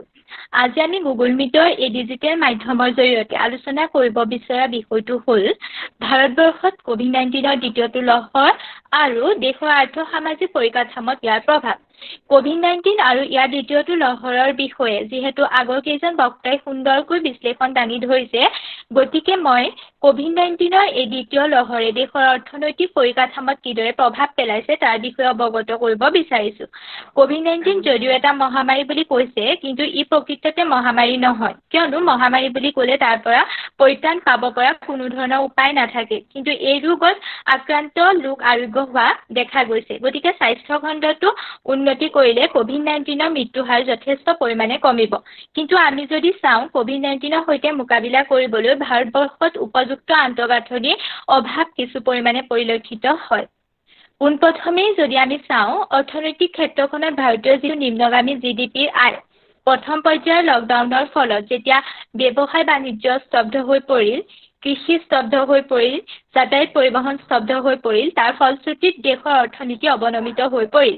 কিন্তু সেই অৰ্থনীতি পুনৰুজ্জীৱিত কৰাৰ বাবে যি প্ৰচেষ্টা চৰকাৰে হাতত লৈছিল, সেই প্ৰচেষ্টা আৰম্ভণি কৰোঁতেই কৰোনা দ্বিতীয় লহৰে ভাৰতত প্ৰৱেশ কৰিলে, যাৰ ফলত নিশ্চিতভাৱে ভাৰতীয় অৰ্থনীতি প্ৰত্যাহ্বানৰ সন্মুখীন হৈছে। গতিকে এই আৰ্থ-সামাজিক আৰ্থিক পৰিকাঠামোটোত COVID-19ৰ দ্বিতীয়টো লহৰে ভাৰতৰ ঋণাত্মক প্ৰভাৱ পেলাইছে। কিন্তু কভিডৰ যিটো প্ৰথমটো ঢৌ আছিল, সেই বিষয়ে চৰকাৰ বা ইয়াৰ প্ৰতিটো সংশ্লিষ্ট বিভাগ প্ৰস্তুত নাছিল বা প্ৰস্তুত হৈ থকাৰ সুযোগ পোৱা নাছিল। কিন্তু এই দ্বিতীয় লহৰ অহাৰ আশংকা ইতিমধ্যে কৰা হৈছিল। তেনে পৰিপ্ৰেক্ষিতত যদি আমি জনসাধাৰণ আৰু চৰকাৰ দুয়োৰে সহযোগিতাৰ মাজেৰে সাৱধানতা অৱলম্বন কৰি থাকিলোহেঁতেন, হয়তো আজি এই ভয়ানক পৰিস্থিতিৰ সন্মুখীন হ'ব লগা নহ'লহেঁতেন। গতিকে আমি যদি গোটেই সামগ্ৰিক দিশটো পৰ্যবেক্ষণ কৰোঁ, COVID-19ৰ দ্বিতীয়টো লহৰ দেশৰ আৰ্থ-সামাজিক পৰিকাঠামোৰ প্ৰভাৱ, ইয়াত সামাজিকভাৱে জনসাধাৰণ আৰু অৰ্থনৈতিকভাৱে চৰকাৰ এই দুয়োটাই কিন্তু কিছু পৰিমাণে দায়ী। এখন সমাজ ব্যৱস্থাত অৰ্থনৈতিক, সামাজিক, মানসিক, শিক্ষা আৰু স্বাস্থ্য এই সকলো ক্ষেত্ৰতে উন্নত বুলি আমি কেতিয়া ক'ম?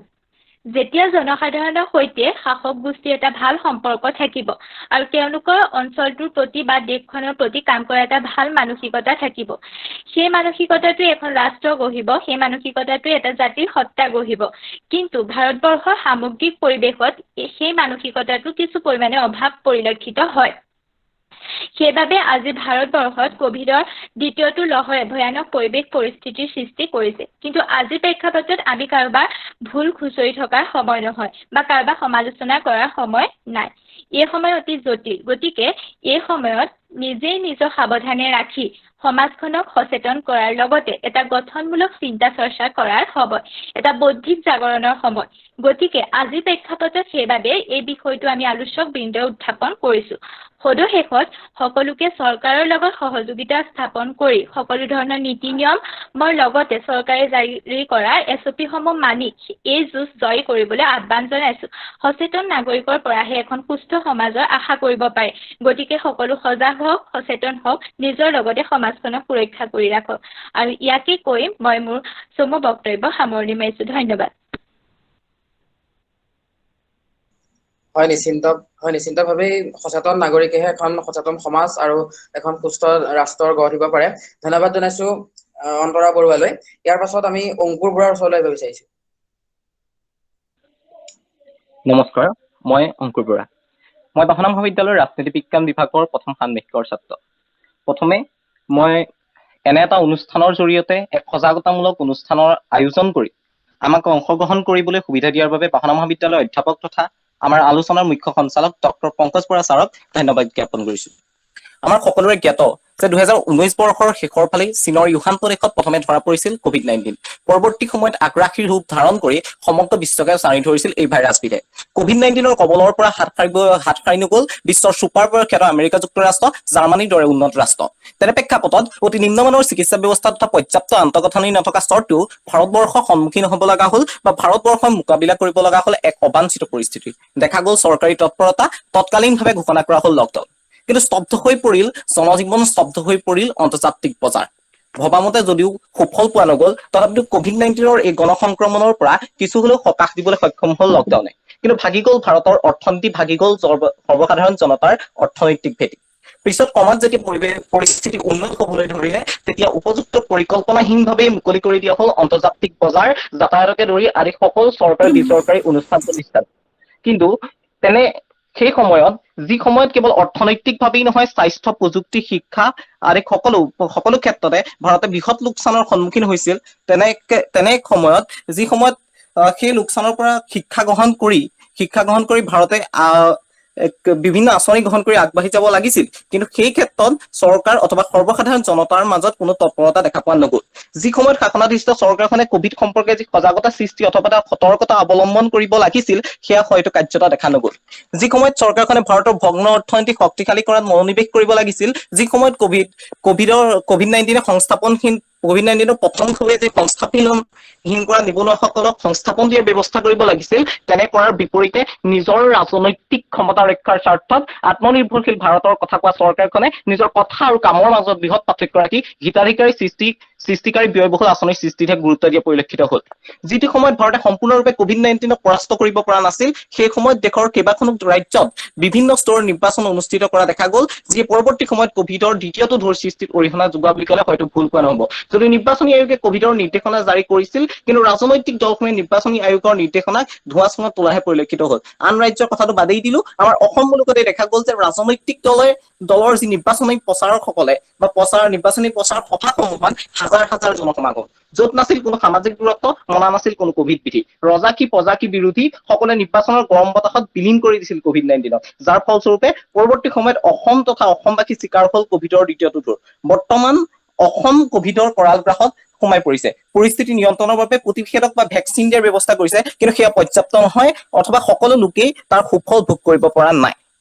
সমান্তৰালকৈ আংশিকভাৱে লকডাউন ঘোষণা কৰা হৈছে, কিন্তু চৰকাৰী নিৰ্দেশনাৰ পৰা এই ব্যৱস্থাই জনসাধাৰণ কেনেদৰে অৰ্থনৈতিক অথবা জনসাধাৰণক সুৰক্ষিত কৰিব, সেয়াও এক অবুজ সাঁথৰ হৈ ৰৈছে। যি সময়ত সৰ্বসাধাৰণ জনতাৰ লকডাউনৰ সামাজিক দূৰত্বৰ নামত অযথা হাৰাশাস্তি কৰা হৈছে, তেনে সময়ত চৰকাৰী মন্ত্ৰী বিধায়ক আমোলা কৰ্মচাৰীৰ মাজত যেন এক নিয়ম ভংগৰ অঘোষিত প্ৰতিযোগিতা আৰম্ভ হৈছে।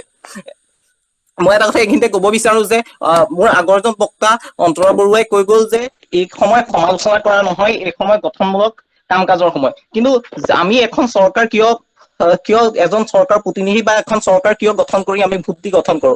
কাৰণ আমাৰ হৈছে জনসাধাৰণৰ কল্যাণ সাধন। জনসাধাৰণ কল্যাণ সাধন কৰিবলৈকে আমি চৰকাৰ এখন প্ৰতিষ্ঠা কৰো, কিন্তু সেয়া কাৰ্যত হোৱা দেখা নাই। সেয়া যি কি নহওক, মোৰ শেষত সকলোকে অনুৰোধ যে সামাজিক দূৰত্বকে আদি কৰি কোভিডৰ বিধিসমূহ মানি চলি মানৱ জাতিৰ এই সংকটকালীন সময়ত নিজকে সুনাগৰিক হিচাপে পৰিচয় দিয়ক, আৰু শেষত সমগ্ৰ বিশ্ব তথা প্ৰত্যেকজন ভাৰতীয় কোভিড যোদ্ধালৈ শ্ৰদ্ধা জ্ঞাপন কৰি মোৰ বক্তব্য ইমানতে সামৰণি মাৰিছো। ধন্যবাদ। ধন্যবাদ অংকুৰ বৰা। ইতিমধ্যে আমাৰ আলোচকসকলে নিজৰ নিজৰ বক্তব্য ৰাখিছে বিষয়টোৰ ওপৰত। ইয়াৰ পাছত ছাত্ৰ ছাত্ৰীসকলৰ বিষয়টোৰ ওপৰত আলোচকসকলৰ পৰা কিবা জানিবলগীয়া বা সুধিবলগীয়া থাকিব পাৰে। গতিকে ছাত্ৰ ছাত্ৰীসকলক এজন এজনকৈ তেওঁলোকৰ জানিবলগীয়া বিষয়টো বা প্ৰশ্নটো উপস্থাপন কৰিবলৈ অনুৰোধ জনাইছো। সিদ্ধাৰ্থ, সংগীতা বাইদেৱে দুআষাৰ কম বুলি হয়তো ইচ্ছা প্ৰকাশ কৰিছে, গতিকে মই তেখেতক দুআষাৰ ক'বলৈ অনুৰোধ জনাইছো ছাত্ৰ ছাত্ৰীসকলৰ প্ৰশ্ন উত্থাপন হোৱাৰ পূৰ্বে। তাৰ পাছতে মই যেহেতু গোটেই বিষয়টো অৰ্থনীতিৰ লগত জড়িত, অৰ্থনৈতিক পৰিকাঠামোৰ কথা কোৱা হৈছে, গতিকে মই দেখা পাইছো ইকনমিক্স ডিপাৰ্টমেণ্টৰ দুই এজন শিক্ষক উপস্থিত আছে।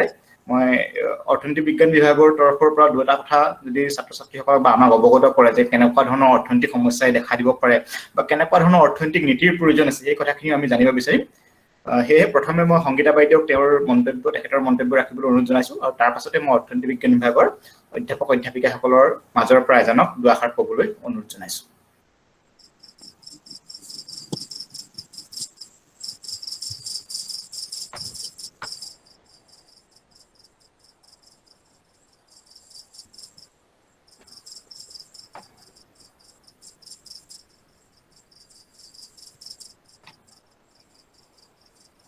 সংগীতা বাইদেউ,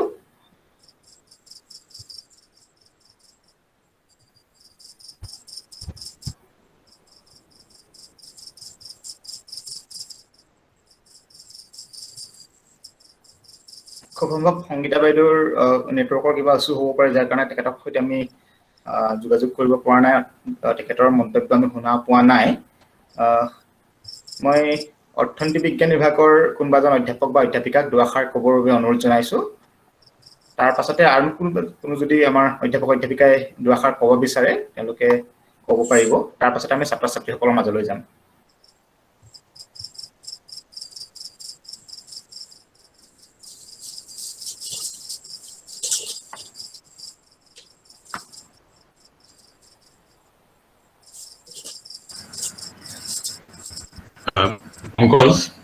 ছাৰ শুনা পাইছোঁ, হয় কওক ছাৰ। দুজনমান অৰ্থনীতিবিদৰ দুজনমান শিক্ষক আছে বুলি কোৱা শুনিছোঁ, আৰু কোন আছে মই নাজানো, সেইকাৰণে মই অলপ ৰৈছিলোঁ যে আৰু কোনোবাই যদি ইচ্ছা প্ৰকাশ কৰে ক'ব পাৰিব।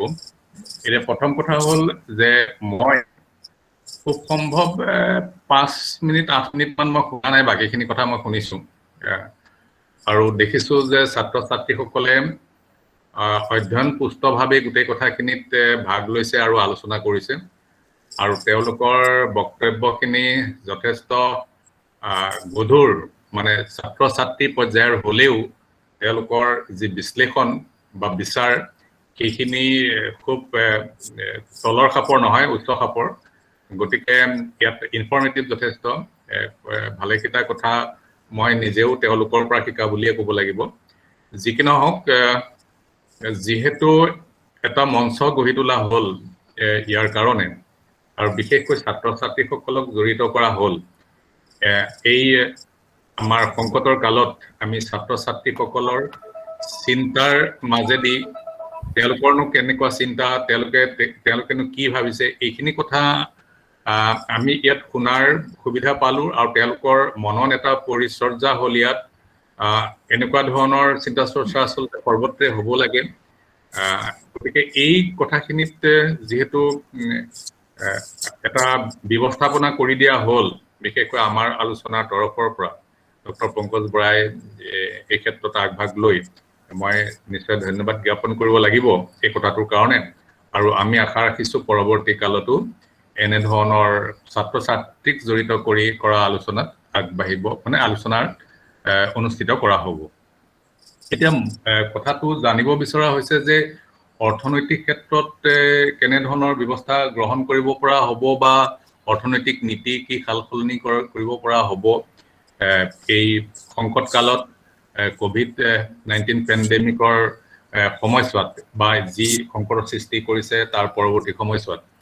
এতিয়া মই যিখিনি কথা অনুধাৱন কৰিছোঁ বা দেখিছোঁ বা তাকৰীয়াকৈ হ'লেও পঢ়ি গম পাইছোঁ যে এই সময়লৈকে এটা নিশ্চিত পিকচাৰ, ছবি ওলোৱা নাই। বিভিন্ন অধ্যয়ন গোষ্ঠীয়ে বা অধ্যয়নকাৰী অনুষ্ঠানে বিভিন্ন ধৰণে কথাখিনি কৰিছে, প্ৰতিবেদন দাখিল কৰিছে। কোনোবাই কৈছে যে এই বছৰ বা এইবাৰ যিটো সংকট হ'ল সেই সংকটটো আগৰ তুলনাত কম হ'ব, কিন্তু কোনোবাই কৈছে যে তেনেধৰণে ক'ব পৰা অৱস্থাতে এতিয়াও হোৱা নাই। গতিকে এতিয়া পৰৱৰ্তী অৱস্থাত কেনে অৰ্থনৈতিক নীতিৰে আগবাঢ়িব লাগিব সেই কথাটো নিশ্চিতকৈ কোৱাৰ অসুবিধা আছে, যিহেতু আমাৰ ভৱিষ্যত পৰিস্থিতি দেশখনৰ, বিশেষকৈ স্বাস্থ্য নিৰাপত্তাৰ দিশত আমি কি ধৰণে আগবাঢ়িম তাৰ নিশ্চয়তা এতিয়ালৈকে ওলোৱা নাই। কাৰণ সৰ্বাত্মকভাৱে ভেকচিনেশ্যন কৰি সকলোকে আশ্বস্ত কৰিব পৰা কথাটো এতিয়াও হোৱা নাই। এতিয়া আমি ছাত্ৰ ছাত্ৰীসকলেও তেওঁলোকে বিভিন্ন তথ্য দাঙি ধৰিছে যে ক'ভিডৰ প্ৰথমটো ঢৌ, দ্বিতীয়টো ঢৌ। অৱশ্যে হেৰি অৰ্থনীতিবিদ হওক বা বিভিন্ন সংস্থাই হওক এই কথাটো কৈছে যে প্ৰথমটো ঢৌত যিমান লোকচান হৈছিল, যিমান হানি হৈছিল, দ্বিতীয়টো ঢৌত সিমান হানি হোৱা নাই। আৰু দ্বিতীয়টো ঢৌ আমি প্ৰথমটোৰ অভিজ্ঞতাৰ ভিত্তিত দ্বিতীয়টো ঢৌ আমি চম্ভালিবলৈ কিছু পৰিমাণে সক্ষম হ'ম। ষ্টেট বেংক অফ ইণ্ডিয়াই এটা ৰিপৰ্ট উলিয়াইছিল যে মে'ৰ মাজভাগৰ এটা পিক লেভেল পাবগৈ, আৰু এই মে'ৰ মাজভাগত পিক লেভেলৰ পাছত ক্ৰমশ কোভিডৰ যি সংক্ৰমণ, সেই সংক্ৰমণ কমি আহিব, আৰু যোৱা বছৰ যিমান দিনলৈকে অৰ্থনৈতিকভাৱে লোকচানৰ এটা পৰিৱেশ ৰক্ষা হৈছিল, বৰ্তমান সিমান দিনলৈকে সেই অৰ্থনৈতিক লোকচানৰ পৰিৱেশ ৰক্ষা নহয়। গতিকে এই কথাটো নিৰ্ভৰ কৰিব, আমি ছাত্ৰ ছাত্ৰীসকলে কোৱা শুনিছো যে চৰকাৰে সময়ৰ কাম সময়ত নকৰাৰ বাবে আমি কিছু পৰিমাণে এতিয়া বিপদৰ সন্মুখীন হৈছো। এই কথাখিনি নোহোৱাও নহয়, কিন্তু চৰকাৰে যোৱা বাজেটত ইতিমধ্যে মুনমিয়ে এই কথাটো উল্লেখ কৰিছে যে যোৱা বাজেটত যিসকল আমাৰ শ্ৰমিকৰ প্ৰয়োজন হৈছিল সেইসকলৰ সংস্থাপনৰ কাৰণে আৰু স্বাস্থ্য বিভাগৰ পৰিকাঠামোটো উন্নত কৰি তুলিবৰ কাৰণে যথেষ্ট মানে পুঁজি ধাৰ্য কৰা হৈছে। কিন্তু আমি দেখিছো বহু ক্ষেত্ৰত পুঁজি ধাৰ্য কৰিলেও কিন্তু সময়ত গৈ সেই পুঁজি কিন্তু যথা ক্ষেত্ৰত প্ৰয়োগ কৰা নহয়। এইটো প্ৰথমতে ঘোষণাটো ঠিকেই থাকে, যেনেকে যোৱা কেইবাখনো বাজেটত ভালেখিনি অনুষ্ঠান বা গঢ় দিয়াৰ কাৰণে ঘোষণা কৰা হৈছিল, কিন্তু কাৰ্যক্ষেত্ৰত গৈ তেনে ঘোষণা কৰাবিলাক কাৰ্যকৰী হোৱা নাই। গতিকে এতিয়া আমি বাজেটত ধৰিলে বুলিয়েই গোটেইখিনি হৈ যাব, আৰু বাজেটত ধৰিলে বাজেটৰ ভালেখিনি পইচা ক'ৰ পৰা আহিব সেইটো অনিশ্চিত হৈ আছিল। তাত ধৰাহে হৈছিল পুঁজি যে আমাৰ যিখিনি ৰাষ্ট্ৰীয় কিছু সম্পদ আছে, সেই সম্পদ বিক্ৰী কৰি 275,000 কোটি টকা পোৱা যাব বুলি আশা কৰা হৈছিল। তাৰ কাৰণে এখন কমিটিও গঠন কৰি দিয়া হৈছিল যে আমি ৰাষ্ট্ৰীয় সম্পদ কোনখিনি বিক্ৰী কৰিম বা বিক্ৰী উপযোগী।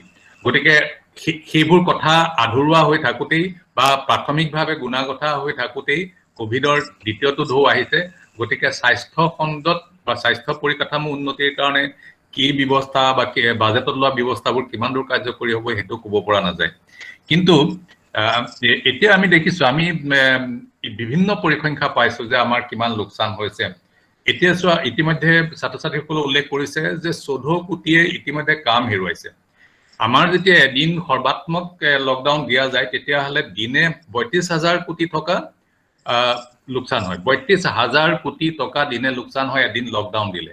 এতিয়া আমাৰ যিখন লকডাউন মেপ, সেই মেপখন দিনে দিনে সম্প্ৰসাৰণ হৈ গৈ আছে। লকডাউন মেপ এখন ওলাইছে য'ত ৰঙা মানে এৰিয়াটো, লকডাউন কৰা এৰিয়াটো ৰঙা কৰি ৰখা হৈছে।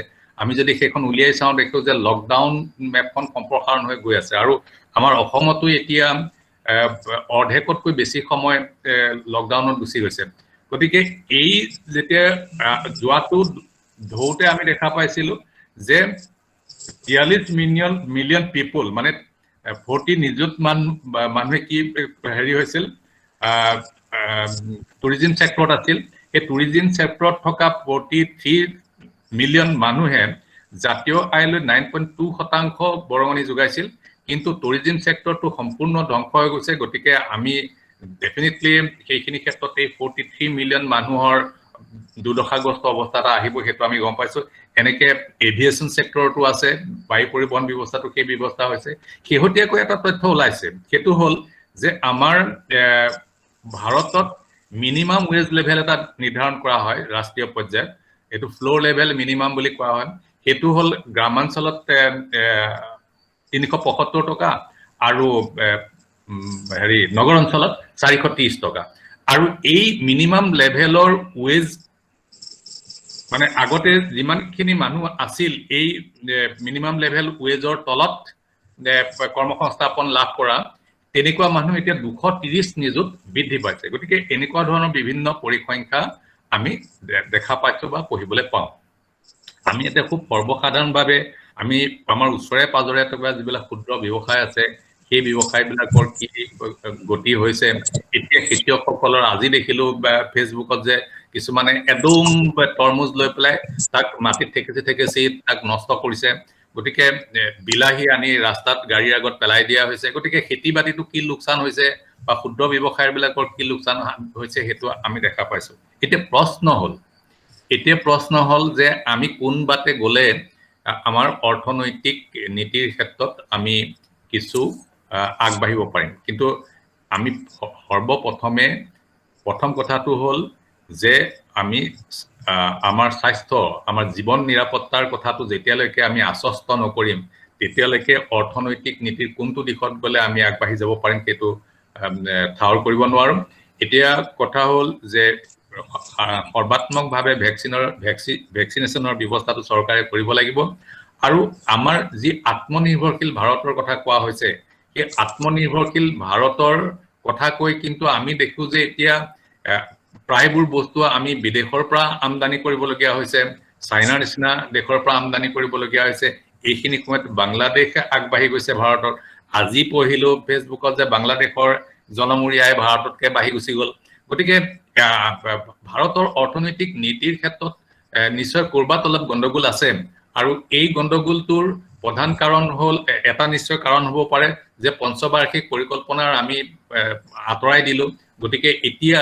কি নীতিৰেনো চৰকাৰে কি আঁচনিৰেনো চৰকাৰে কি এক টাৰ্গেট লৈনো চৰকাৰে আগবাঢ়িছে বাজেটখন হল খন্তেকীয়া বস্তু বাজেটখন অস্থায়ী নিচিনা দীঘলীয়া কি পৰিকল্পনা আছে আমি একো কথা গমেই নাপাওঁ গতিকে এনে অৱস্থাত এইটো হ'ব পাৰে যে তেনে এক দীৰ্ঘকালীন প্ৰস্তুতি আমাৰ নথকাৰ কাৰণে আমি আন দেশৰ তুলনাত ভালেখিনি পিছ পৰি গৈছো গতিকে এইটো ঠিক আমি কৃষি প্ৰধান দেশ আমি আমাৰ জনবহুল দেশ গতিকে য'ত বেছি সংস্থাপন হয় য'ত আৰ্থিক নিৰাপত্তা বেছিকে থাকে যিবোৰে অধিক কৰ্মনিয়োগ দিব পাৰে তেনেকুৱা ধৰণৰ উৎপাদনী ব্যৱস্থা তেনেকুৱা ধৰণৰ উদ্যোগ ব্যৱস্থাৰ জৰিয়তেহে আমি আগবাঢ়িব লাগিব আৰু ইয়াৰ কাৰণে চৰকাৰী পৰ্যায়ত বা কেন্দ্ৰীয় চৰকাৰৰ পৰ্যায়ত বা আমাৰ ৰাজ্যিক পৰ্যায়তো চিন্তা চৰ্চা কৰা লোক আছে তেওঁলোকে পথ নিৰ্ধাৰণ কৰিব আৰু তাৰ আগতে খালি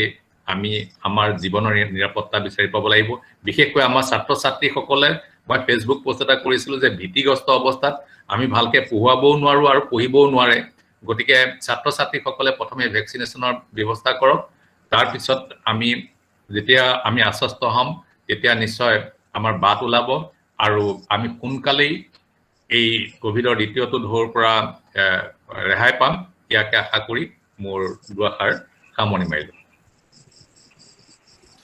ধন্যবাদ ছাৰ খুব সম্ভৱ মধুস্মিতা বৰুৱা বাইদেৱে দুআষাৰ ক'ব বিচাৰিছে মই বাইদেউ যদি দুআষাৰ ক'ব বিচাৰে মই বাইদেউক অনুৰোধ জনাইছো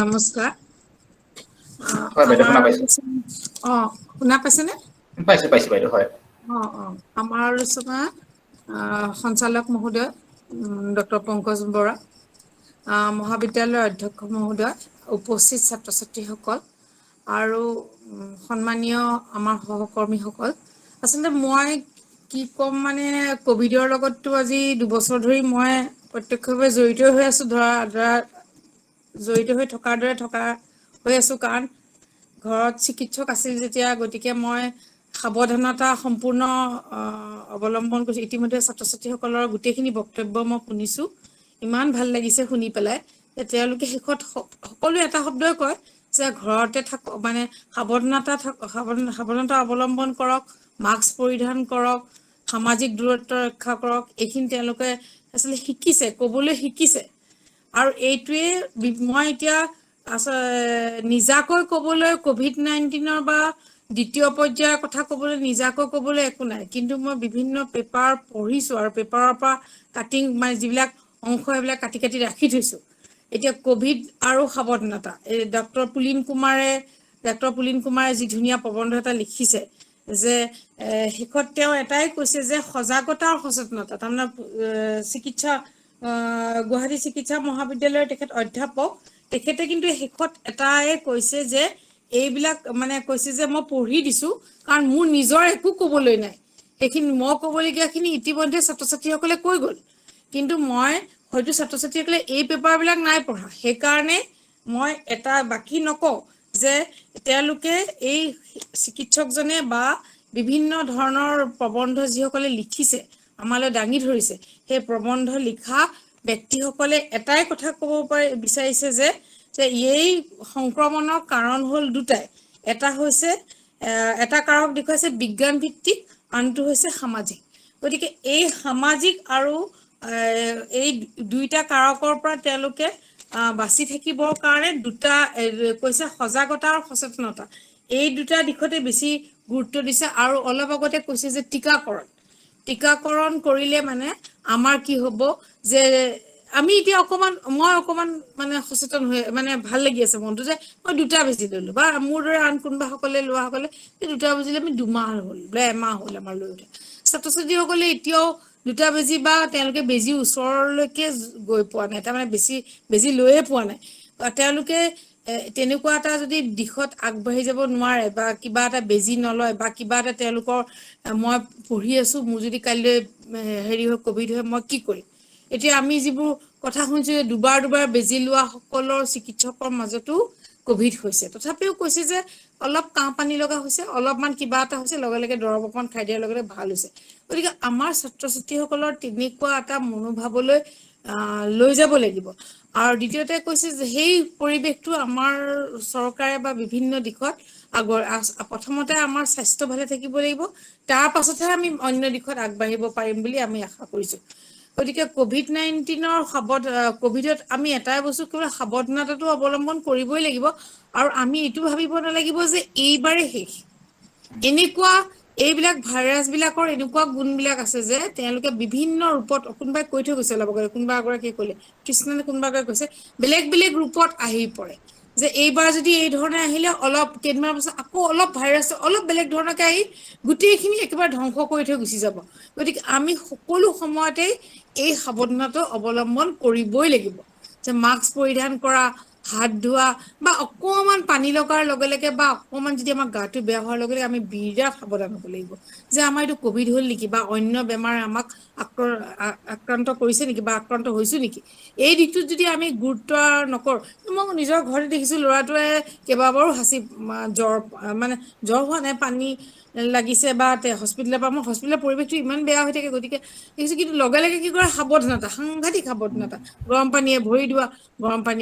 গৰম পানী খোৱা হস্পিটেলৰ পৰা আহি লগে লগে কাপোৰ কানি ধোৱা এনেকুৱা কিছুমান আমি সদায় আমাৰ যেন জীৱনৰ লগত সহচৰ হৈ পৰিব এই সহচৰতাটো ছাত্ৰ ছাত্ৰীসকলক কৈছো যে বাহিৰৰ পৰা যেতিয়া ঘৰলৈ আহিব কলেজৰ পৰা যাব অলপ দূৰত্ব ৰক্ষা কৰি তাৰ লগে লগে সেইখিনি চাফা হ'ব বা এতিয়া তেওঁলোকে ভেকচিন ল'ব পৰা নাই তেওঁলোকে অকমান সাৱধানতা থাকে বতৰটো বেয়া গতিকে এইখিনিয়ে মোৰ মানে ছাত্ৰ ছাত্ৰীসকলৰ প্ৰতি ক'বলগীয়া আছে উপায় নাই আমি অনলাইন পৰীক্ষা সম্পৰ্কীয় বিভিন্ন প্ৰবন্ধবোৰ গোটাই থৈছো যে অনলাইনে আমাক কি কৰিব পাৰে কি নকৰিব ছাত্ৰ ছাত্ৰীৰ বিভিন্ন মনোভাৱবিলাকো দাঙি ধৰা আছে তাত গতিকে অনলাইন ব্যৱস্থাটো আমাৰ এতিয়া হ'বই উপায় নাই আৰু অনলাইন যদিও আমাৰ কৈছে যে 3 কোটি কিমান কোটি ল'ৰা ছোৱালীকে ছাত্ৰ ছাত্ৰীকে সামৰিব লগা হৈছে হয় লাহে লাহে গোটেই পৰিস্থিতিটো এটা অনলাইন ব্যৱস্থালৈ আহিব সৰ্বভাৰতীয় কিছুমান পৰীক্ষাটো অনলাইনতেই হৈ থাকে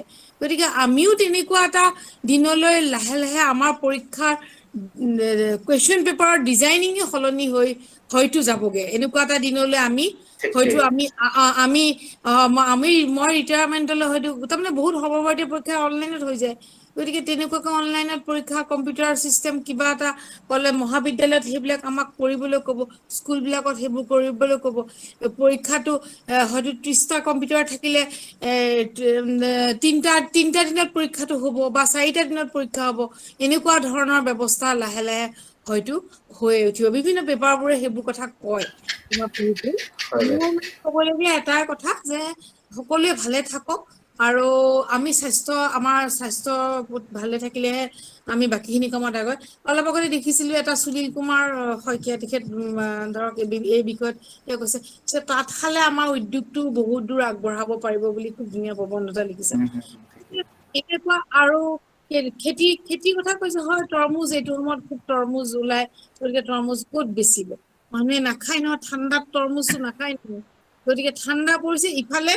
কোভিডৰ বেমাৰ ইফালে ঠাণ্ডা পৰিল, গতিকে তৰমুজৰ সেইকাৰণে অকণমান বিক্ৰীটো কম হোৱা বুলি মই দুটামান তৰমুজ পাই ময়ো সুধিছো বিক্ৰী যায় নাই বোলে বাইদেউ ঠাণ্ডাত কোনে খাব এনেকে। গতিকে অশেষ ধন্যবাদ, ভাল লাগিছে, খুব ভাল লাগিছে। ছাত্ৰ ছাত্ৰীসকলৰ মানে হেৰিটো সাংঘাতিক ভাল লাগিছে। ছাত্ৰ কৈ মই এতিয়া দীঘলীয়া নকৰো, নহলে হেৰি বহুত হেৰি কৰি থাকিব। ঠিক আছে, থেংক ইউ। ধন্যবাদ বাইদেউ, ধন্যবাদ। আমি বৰ বিশেষ সময় আমাৰত নাই, 15 মিনিটমান আছে, গতিকে ছাত্ৰ ছাত্ৰীসকলৰ প্ৰশ্নসমূহ ল'ব বিচাৰিছো। ছাত্ৰ ছাত্ৰীসকলৰ কোনোবাই যদি কিবা প্ৰশ্ন কৰিব বিচৰা তোমালোকে কৰিব পাৰা।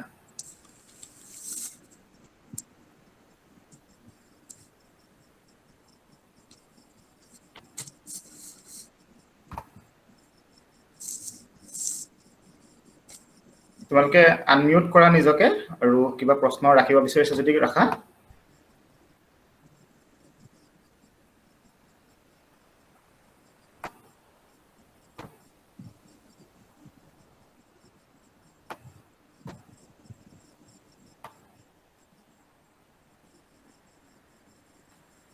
সিদ্ধাৰ্থ হয়তো ছাত্ৰ ছাত্ৰীসকলে বৰ্তমান একো প্ৰশ্ন উত্থাপন কৰিব বিচৰা নাই, গতিকে মই পৰৱৰ্তী পৰ্যায়লৈ আগবাঢ়ি যাবৰ বাবে সিদ্ধাৰ্থক অনুৰোধ জনাইছো।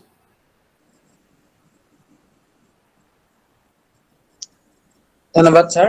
এতিয়া ইয়াৰ পাছতে যদি ছাত্ৰ ছাত্ৰীসকলে বিষয়টোৰ ওপৰত নিজৰ বক্তব্য ৰাখিব বিচাৰে তেনেহলে তেওঁলোকে বক্তব্য ৰাখিব পাৰিব।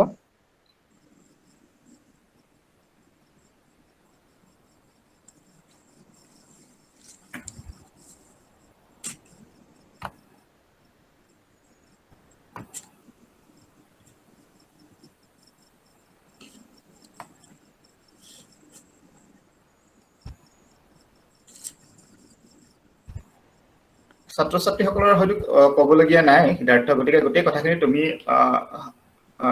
যুগুতাই তোমাৰ ফালৰ পৰা কিবা ক'বলগীয়া আছে যদি কোৱা। প্ৰথমে তুমি মাত্ৰ পাতনি মেলিছা, তোমাৰ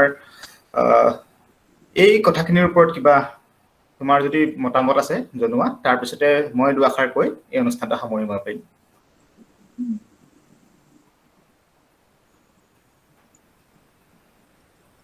নমস্কাৰ। আজি আমাৰ আলোচনা অনুষ্ঠানটোত আমি বাছনি কৰি লোৱা এটা সময় উপযোগী বিষয় বাছনি কৰি লৈছিলো, ভাৰতবৰ্ষৰ COVID-19 দ্বিতীয় ঢৌ, দেশৰ আৰ্থ-সামাজিক পৰিকাঠামো, ইয়াৰ প্ৰভাৱ। এখন দেশৰ মূল চালিকা শক্তি হৈছে অৰ্থনীতি। গতিকে দেশখনত যদি কিবা সমস্যা আহে প্ৰথমে অৰ্থনীতিতে আঘাত কৰে, আৰু অৰ্থনীতিতে আঘাত কৰিলে দেশৰ শাসন ব্যৱস্থাটো বা সমাজ ব্যৱস্থাটোত যথেষ্ট ক্ষতি হয়। গতিকে ভাৰতবৰ্ষৰ দৰে এখন উন্নয়নশীল দেশত, যিখন দেশত দৰিদ্ৰ লোকৰ সংখ্যা বেছি, তেনে এখন দেশত COVID-19 যথেষ্ট কুপ্ৰভাৱ পৰিছে। আমেৰিকাৰ দৰে দেশেও যিহেতু COVID-19 লগত যথেষ্ট সমস্যাৰ সন্মুখীন হৈছে, তেনে ক্ষেত্ৰত ভাৰতবৰ্ষ প্ৰত্যাহ্বানৰ সন্মুখীন হোৱাটো অতি স্বাভাৱিক কথা। যিহেতু 2020 চনত COVID-19 প্ৰথমটো ঢৌৱে সমগ্ৰ বিশ্বৰ লগতে ভাৰতবৰ্ষতো এক বিভীষিকাৰ সৃষ্টি কৰাৰ পিছত এতিয়া দ্বিতীয় ঢৌটোৱে ভাৰতবৰ্ষত যথেষ্ট প্ৰত্যাহ্বানৰ সন্মুখীন কৰিছে। আৰু তদুপৰি দ্বিতীয়বাৰৰ কাৰণে অহা ভাইৰাছটো কিন্তু পূৰ্বতকৈ বেছি শক্তিশালী। যিটো ভাইৰাছে পূৰ্বতে আমাৰ আলোচকসকলে বা ছাৰসকলে কৈছিল, যিহেতু যথেষ্ট অসুবিধাৰ সৃষ্টি হৈছে, যিটো সময়ত ভাৰতবৰ্ষৰ পৰ্যটন উদ্যোগটো হওক বা সাংস্কৃতিক জগতখন যিখন আৰু বিশেষভাৱে শিক্ষা যথেষ্ট অসুবিধাৰ সৃষ্টি হৈছে। কাৰণ ভাৰতবৰ্ষৰ দৰে এখন দেশত যিখন দেশত বিভিন্ন সংখ্যক মানুহে ইন্টাৰনেট ব্যৱহাৰ কৰিবলৈ পায়, বহুতো ভিতৰুৱা অঞ্চলত ইন্টাৰনেটৰ ব্যৱস্থা নাই। বহুত এনে দৰিদ্ৰ লোক আছে যিসকলে এটা স্মাৰ্টফোন বা কম্পিউটাৰ লেপটপটো দূৰৰে কথা, এটা সাধাৰণ স্মাৰ্টফোন কিনাৰো সামৰ্থ্য নাই। গতিকে তেনে প্ৰেক্ষাপটত কিন্তু ভাৰতবৰ্ষৰ শিক্ষাৰ্থীসকলৰ বৌদ্ধিক বিকাশ যথেষ্ট বৌদ্ধিকভাৱে তেওঁলোকে যথেষ্ট ক্ষতি হৈছে। যিহেতু আৰু দ্বিতীয়তে বহুতে আগৰ আলোচকসকলে কৈছে, যিহেতু পৰীক্ষা নিদিয়াকৈ উত্তীৰ্ণ কৰাই দিয়া ক্ষেত্ৰতো যথেষ্ট ক্ষতি হৈছে। যিহেতু কেৱল পৰীক্ষাত উত্তীৰ্ণ হোৱাটোৱে শিক্ষাৰ উদ্দেশ্য নহয়। গতিকে এটা বৰ্ষ তেনেকৈ পাৰ কৰাই দিয়াৰ ক্ষেত্ৰত ছাত্ৰ ছাত্ৰীসকলে জ্ঞান আহৰণৰ ক্ষতি হৈছে আৰু যিটোৱে আমাৰ দেশৰ কিন্তু ভৱিষ্যতত যথেষ্ট প্ৰভাৱ পেলাব। দ্বিতীয়তে অৰ্থনৈতিক ক্ষেত্ৰতো সকলোৱে কৈছে অৰ্থনীতি এক বৃহৎ লোকচানৰ সন্মুখীন হৈছে। যোৱাটো বৰ্ষত লকডাউনৰ কাৰণে আমাৰ যথেষ্ট ক্ষতি হ'ল আৰু যাৰ বাবে বৰ্তমান সময়ত মৃত্যুৰ হাৰ আৰু অধিক বঢ়াৰ ফলতো কিন্তু লকডাউন দিব পৰা অৱস্থাত নাই। গতিকে এই বৰ্তমান পৰিস্থিতিটো সকলোৰে বাবে অতি ভয়াৱহ। গতিকে সকলো আমি সজাগ হ'ব লাগিব। এখন সচেতন নাগৰিকেহে সচেতন সমাজ সৃষ্টি কৰিব পাৰে আৰু সমাজ সুস্থিৰ হলেহে এখন দেশ সুস্থিৰ হ'ব। আৰু গতিকে আমি সকলো সজাগ হ'ব লাগিব। আমি প্ৰথম নিজৰ স্বাস্থ্যৰ কথা চিন্তা কৰিব লাগিব, কাৰণ স্বাস্থ্য থাকিলেহে আমি সকলো ক্ষেত্ৰতে সফল হ'ব পাৰিম। গতিকে সকলোৱে নিজৰ সমাজখনৰ এই ক্ষেত্ৰত সজাগ কৰিব লাগিব, নিজেও সজাগ হ'ব লাগিব। আৰু এনেদৰে আমি সকলো এই কৰোণা ভাইৰাছৰ যি বিভীষিকা সেই বিভীষিকাক আমি জয় কৰিব লাগিব। ধন্যবাদ জনাইছো। ইয়াৰ পাছৰ কাৰ্যসূচী ছাৰক চলাই নিবলৈ অনুৰোধ জনাইছো। ধন্যবাদ সিদ্ধাৰ্থ। খুব সম্ভৱ মৃন্ময়ে সংযোগ কৰিব বিচাৰিছে কিবা এষাৰ কৈ। মৃন্ময়। হয় ছাৰ। কোৱা। ইতিমধ্যে অনুষ্ঠানটিৰ সামৰণি পৰ্যায়ত আহি আমি উপস্থিত হৈছোহি আৰু আমাৰ শ্ৰদ্ধাৰ শিক্ষক শিক্ষয়িত্ৰীসকলে সুন্দৰভাৱে অৰ্থনৈতিক দিশটোৱে হওক বা সামাজিক দিশটোৱে হওক শেষত বিশ্লেষণ দাঙি ধৰিছে। মই তাৰে এটা কথা হাত ধৰি ক'ব খোজো যে আমাৰ অসমীয়া বিভাগৰ সন্মানীয় অধ্যাপিকা মহোদয়ে এটা খুব সুন্দৰ কথা কৈছে যে তাঁতশালৰ বিষয়ে। আমি যদি তাঁতশালৰ প্ৰসংগটো চাওঁ তেন্তে আমি দেখা পাম যে ভাৰতবৰ্ষত বৰ্তমানৰ সময়ত 28 লাখ তাঁতশাল আছে। তাৰ ভিতৰত 13 লাখ তাঁতশাল বৰ্তমানো অসমত উপলব্ধ। গতিকে আমি আমাৰ অসমীয়া জাতিটোৰ বাবে স্বাভিমান হ'ল গামোচাখন। যদি আমি সেই তাঁতশালখিনিকে চৰকাৰে যেনেকৈ বাণিজ্যিকীকৰণৰ ব্যৱস্থা কৰিছে, যদি আমি তাঁতশালটো বাণিজ্যিকীকৰণৰ মাধ্যমেৰে তাঁতশালটোক যদি আমি নতুন ৰূপ দিব পাৰোঁ, তেতিয়া আমাৰ অসমৰ শিপিনীসকলে বহু পৰিমাণে উপকৃত হ'ব আৰু অসমৰ যিটো অৰ্থনীতি সেই অৰ্থনীতিটোৱে নিজৰ ভৰিত নিজেই থিয় দিব পাৰিব। আৰু আমি যদি ইতিমধ্যে কৈ গৈছে যে শিক্ষাৰ ক্ষেত্ৰতো অনলাইন ব্যৱস্থাটো, বহিদেশৰ শিক্ষা ব্যৱস্থাটো সাধাৰণীকৰণৰ পৰা বিশেষীকৰণ প্ৰক্ৰিয়ালৈ গতি কৰিছে। বহিদেশত এটা শিক্ষা ব্যৱস্থাত এগৰাকী ছাত্ৰ বা ছাত্ৰীয়ে এটা টেবলেট অথবা এটা মোবাইল ফোন লৈ বিদ্যালয়লৈ বা প্ৰাথমিক পৰ্যায়তো বিদ্যালয়লৈ যোৱা পৰিলক্ষিত হয়। কিন্তু আমাৰ ভাৰতবৰ্ষৰ আন্তঃগাঁথনিটো যদি চাওঁ আমি, যে ভাৰতবৰ্ষত এআঁঠু বোকা গছকি ছাত্ৰ ছাত্ৰীসকল শিক্ষানুষ্ঠানলৈ যাবলগীয়া পৰিৱেশৰ সৃষ্টি হৈছে। গতিকে এই আন্তঃগাঁথনিসমূহ যদি আমি ঠিক কৰিব লাগে, কেৱল চৰকাৰৰ ওপৰতে আমি এৰি দিলে নহ'ব। আমি জনসাধাৰণে আত্মনিৰ্ভৰশীল অৰ্থনীতিৰ ভেটিটো নিজে মজবুত কৰিব লাগিব। আৰু আমাৰ অসমত বিশেষকৈ চাহ উদ্যোগটোৰ লগতে তাঁতশালৰ এটা বিশেষ আমি উদ্যোগ গ্ৰহণ কৰিব পাৰোঁ। আৰু সমগ্ৰ ইণ্টাৰনেট ব্যৱস্থাটো যদি আমি চাওঁ, যিহেতু আগৰ কেইজন বক্তাই কৈছে যে লকডাউনৰ পৰিৱেশৰ সমস্যাত ভাৰতবৰ্ষই বিভিন্ন সমস্যাৰ সন্মুখীন হৈছে, লগতে শিক্ষা খণ্ডটোত এটা শিক্ষাবৰ্ষ লোকচান হোৱাৰ দিশে ভাৰতবৰ্ষৰ ছাত্ৰ ছাত্ৰীসকল গতি কৰিছে। আৰু যদি আমি অনলাইন পাঠ্যক্ৰম ব্যৱস্থাটো চাওঁ তেন্তে দেখা পাম যে ভাৰতবৰ্ষৰ খুব সম্ভৱ এটা আন্তঃৰাষ্ট্ৰীয় পত্ৰিকাৰ তথ্য অনুসৰি, বিশেষকৈ পাহৰি গৈছোঁ কোনখন পত্ৰিকা, মই বাতৰি কাকতৰ যোগেদি পাইছিলোঁ। সেই পত্ৰিকাখনে উল্লেখ কৰিছে যে ইণ্টাৰনেট ব্যৱহাৰ কৰা বিশ্বৰ দেশসমূহৰ ভিতৰত ভাৰতবৰ্ষই 131 নম্বৰ স্থান দখল কৰিছে। অৰ্থাৎ ভাৰতবৰ্ষৰ 38% লোকেহে ইণ্টাৰনেট সেৱা ব্যৱহাৰ কৰে। আৰু 45 অতি বেছি চহৰীয়া অঞ্চলত আৰু নগৰীয়া অঞ্চলসমূহ মিলাই ভাৰতবৰ্ষত 70% লোকৰ ঘৰত বিজুলী বাতিৰ ব্যৱস্থা আছে। অৰ্থাৎ 30% লোক এতিয়াও বিজুলী বাতিৰ পৰা বঞ্চিত। আৰু এই বিজুলী বাতিৰ পৰা বঞ্চিত লোকসকলে প্ৰযুক্তিবিদ্যাৰ মাধ্যমেৰে শিক্ষা ব্যৱস্থা গ্ৰহণ কৰাটো সম্পূৰ্ণ সম্ভৱ নহয়। গতিকে আমি এই সৰু সৰু আন্তঃগাঁথনিৰ সমূহৰ ওপৰত যদি আমি বিশ্লেষণ দাঙি ধৰোঁ আৰু আমি যদি জনসাধাৰণক সজাগতা সৃষ্টি কৰোঁ, আত্মনিৰ্ভৰশীল অৰ্থনীতি, পথাৰ আমাৰ, বজাৰ আমাৰ আদি শ্লোগানৰ দৰে শ্লোগানে আমি যদি জনসাধাৰণক উদ্বুদ্ধ কৰিব পাৰোঁ, আমি যদি লকডাউনৰ পৰিৱেশত ঘৰতে আছোঁ যিহেতু, যদি আমি নিজৰ খেতি মাটিডৰাত যদি খেতি কৰোঁ বা তাৰ দ্বাৰা আমি 2 টকা উপাৰ্জন কৰোঁ, ইয়াৰ ফলত কিন্তু আমাৰ ছাত্ৰ ছাত্ৰীসকলেই হওক বা আন কোনোবাই হওক, আমি কিন্তু অৰ্থনীতিখনক এটা নতুন ভেটি আৰু এটা নতুন মূৰ দিব পাৰিম। আৰু সদুশেষত ইয়াকে ক'লোঁ আৰু ইয়াকে কৈ মোৰ বক্তব্যটি সামৰণি মাৰিছোঁ। ধন্যবাদ। ধন্যবাদ মৃন্ময়। মই একেবাৰে শেষ পৰ্যায়ত আহি উপস্থিত হৈছোঁ বুলি ভাবিছোঁ। মই চমুকৈ দুআষাৰ ক'ম গোটেই বিষয়টোৰ ওপৰত, কিয়নো মই বিশেষ বিষয়টোৰ ওপৰত বহুত দিন ধৰি অধ্যয়ন কৰি আছোঁ আৰু মই যদিও ৰাজনীতি বিজ্ঞান বিষয়টোৰ শিক্ষক বা ছাত্ৰ, তথাপি মই অৰ্থনীতিৰ লগত জড়িত বহু কাম কৰিছোঁ বা মোৰ গৱেষণাৰ বিষয়বস্তু অৰ্থবিজ্ঞানৰ লগত বহু পৰিমাণে জড়িত। আৰু মই COVID-19ৰ ভয়াৱহতাৰ সম্পৰ্কেও মই বিভিন্ন সময়ত বাতৰি কাকততে হওক বা সামাজিক মাধ্যমত লিখি আহিছোঁ। প্ৰথম কথাটো হ'ল যে COVID-19ৰ যিটো ভয়াৱহতা, তাৰ পৰা আমি নিজকে বচাই ৰাখিবৰ বাবে মধুস্মিতা বাইদেৱে কোৱাৰ দৰে খুব সহজ উপায়টোৱে হৈছে যে সজাগতা আৰু সাৱধানতা নিজকে যদি সজাগ কৰি ৰাখো কেনেকৈ সংক্ৰমিত হ'ব পাৰে আৰু নিজকে যদি সাৱধান কৰি ৰাখো যাতে সংক্ৰমিত নহওঁ তেতিয়াই হয়তো আমি বাচি যাম আৰু এইটো পাৰিম বুলি এইটো কাৰণেই ক'ব পাৰো যে আমি যদি চাওঁ যোৱা